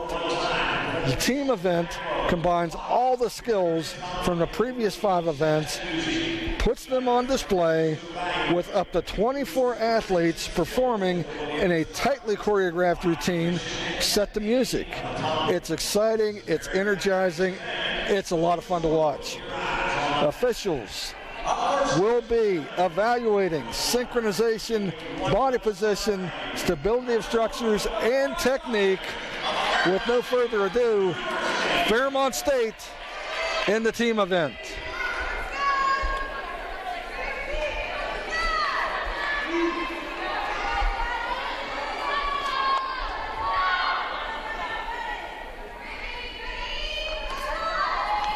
And start value for Fairmont State in the team event, 103.11. Start value for West Liberty, 101.34.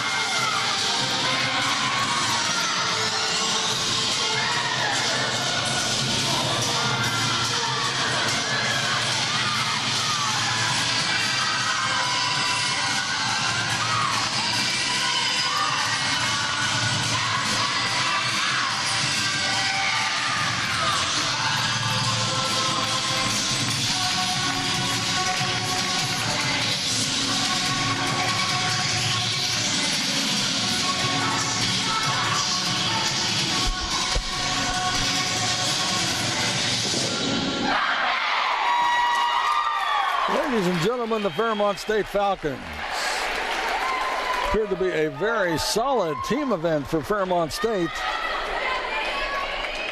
And the Hilltoppers would appear to have their work cut out for them.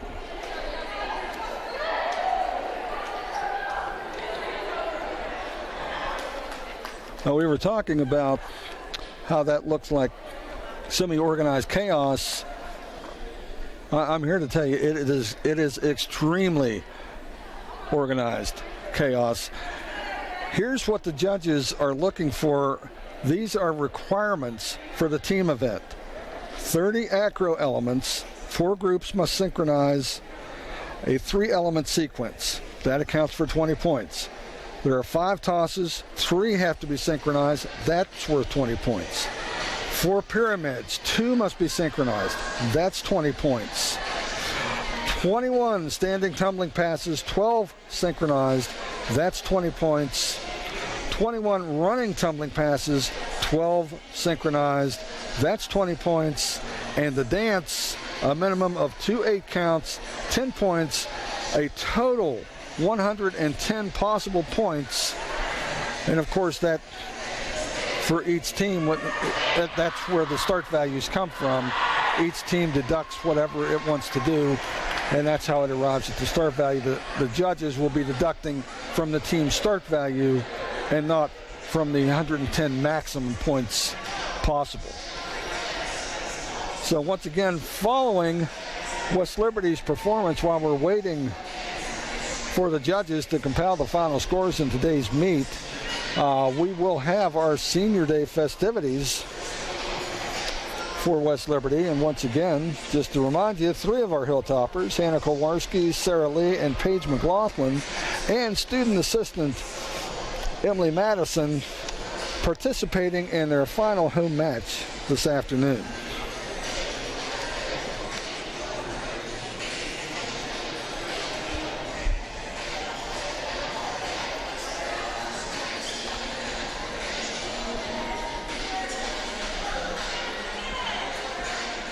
I remind you again, the NCATA National Championships scheduled for West Liberty University right here inside the ASRC, April 27th to the 30th. And again, this is the first time that they have extended that to a 4-day span. What that did was they used to have for years, they have had the individual event championships in the morning and the team championships in the afternoon.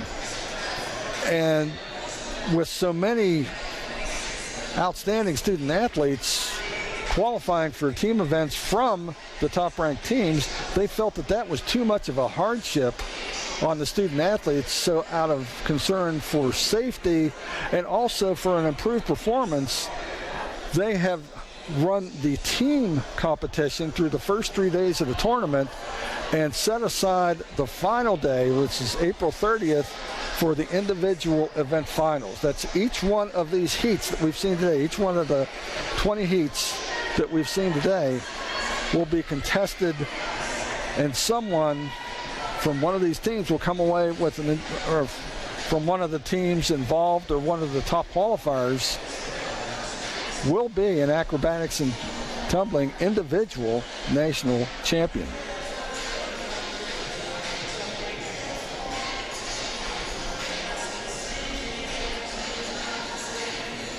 And again, we're waiting for West Liberty to take the mat for the team competition.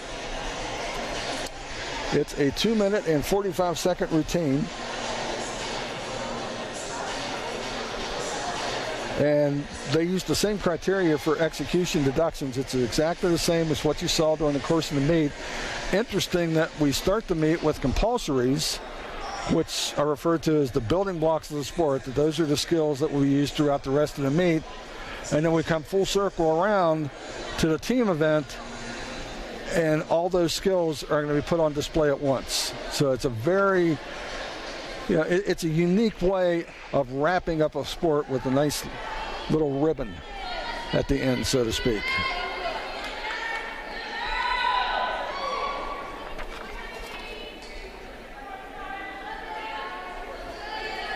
And judges still working through the team event score for Fairmont State. And now it's time for the Hilltoppers. One last shot to catch the Falcons and secure a second place finish in the number 2 seed in the MEC tournament.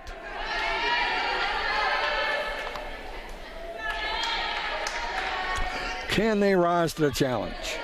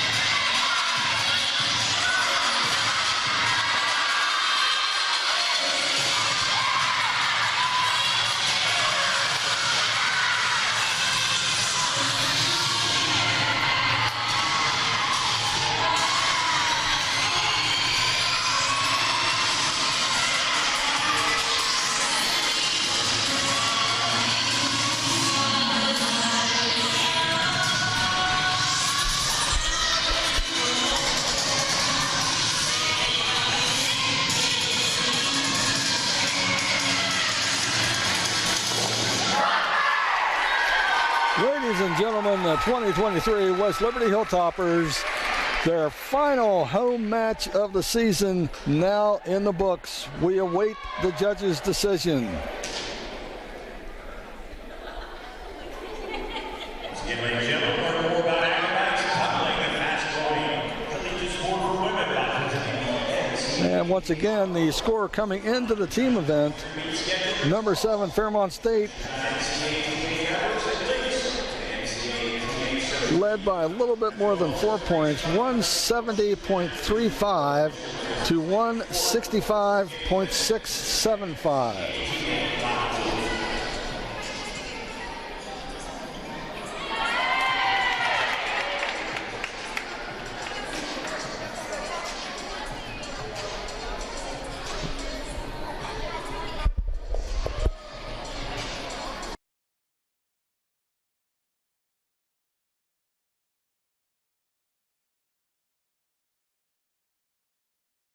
We'll step aside for these messages. We'll be right back. You're watching Topper Station on the Mountain East Conference Digital Network.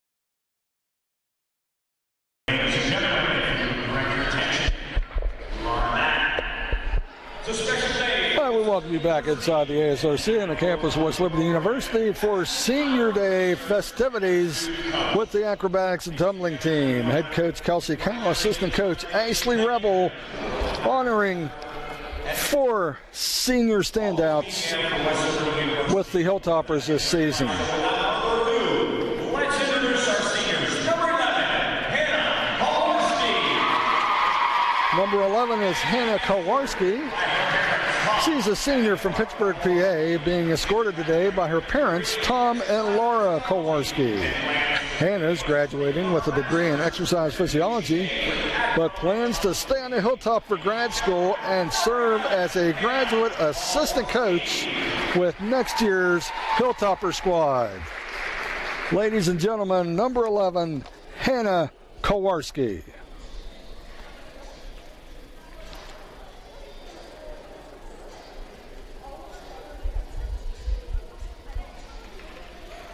And that's team number 22, Sarah Lee. Number 22, Sarah Lee, a senior from Kennewick, Washington, escorted by a group of her best friends. Sarah's graduating with a degree in communication science and disorders. She'll continue her education in the fall at Eastern Washington University as she continues to pursue her dream of becoming a speech and language pathologist. Ladies and gentlemen, number 22, Sarah Lee.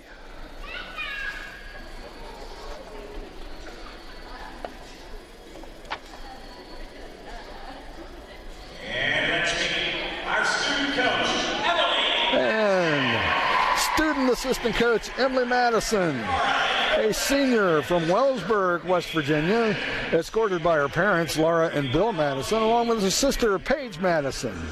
Emily's graduating with a biology degree and plans to continue her education by obtaining a master's degree in a medically related field. Ladies and gentlemen, student assistant coach Emily Madison.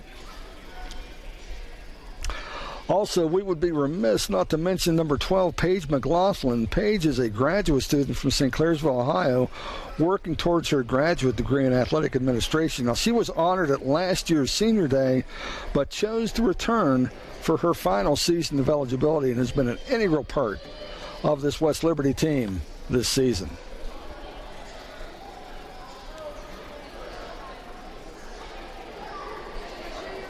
And as the groups come together for photos, we are still awaiting the final scores from today's meet. Once again, Fairmont State came into the team event with a 4.6-point lead over the Hilltoppers, waiting to see if the Hilltoppers did enough in the team event to overcome that margin and steal the number 2 seed and the second place finish in the Mountain East Conference. One of our other seniors who did the ceremony last year, number 17, Paige McLaughlin. And there's Paige McLaughlin coming out on the mat to get a well-deserved round of applause. Nice touch with the student athletes being presented with the jersey and a commemorative basket of flowers.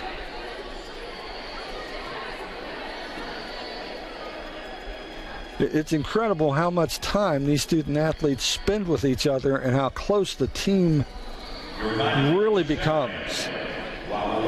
You know, starting all the way back at early September,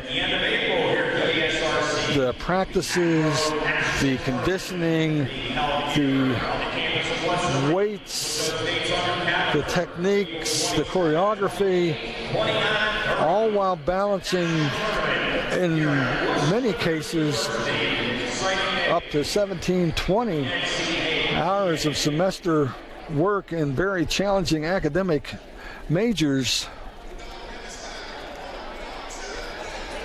If you're a parent of a West Liberty acrobatics and tumbling student athlete, you have quite a bit to be proud of.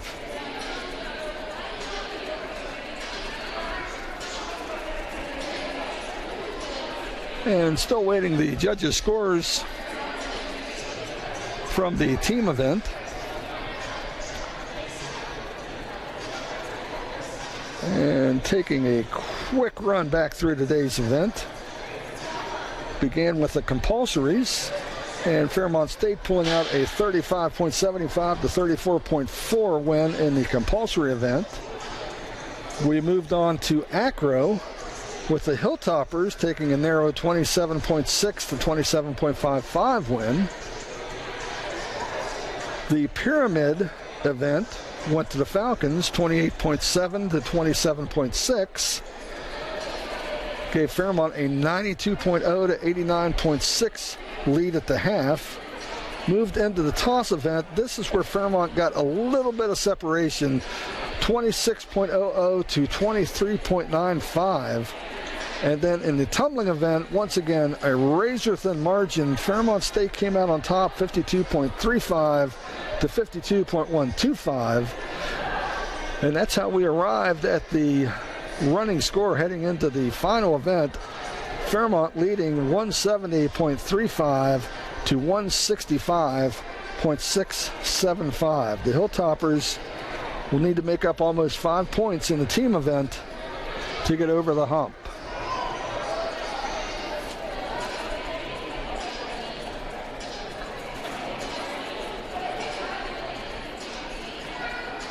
Judges still working hard to come up with the final totals, and again, 2 minutes and 45 seconds with 24 student athletes on the mats. There are a lot of deductions and points and everything to consider. It is a challenging task.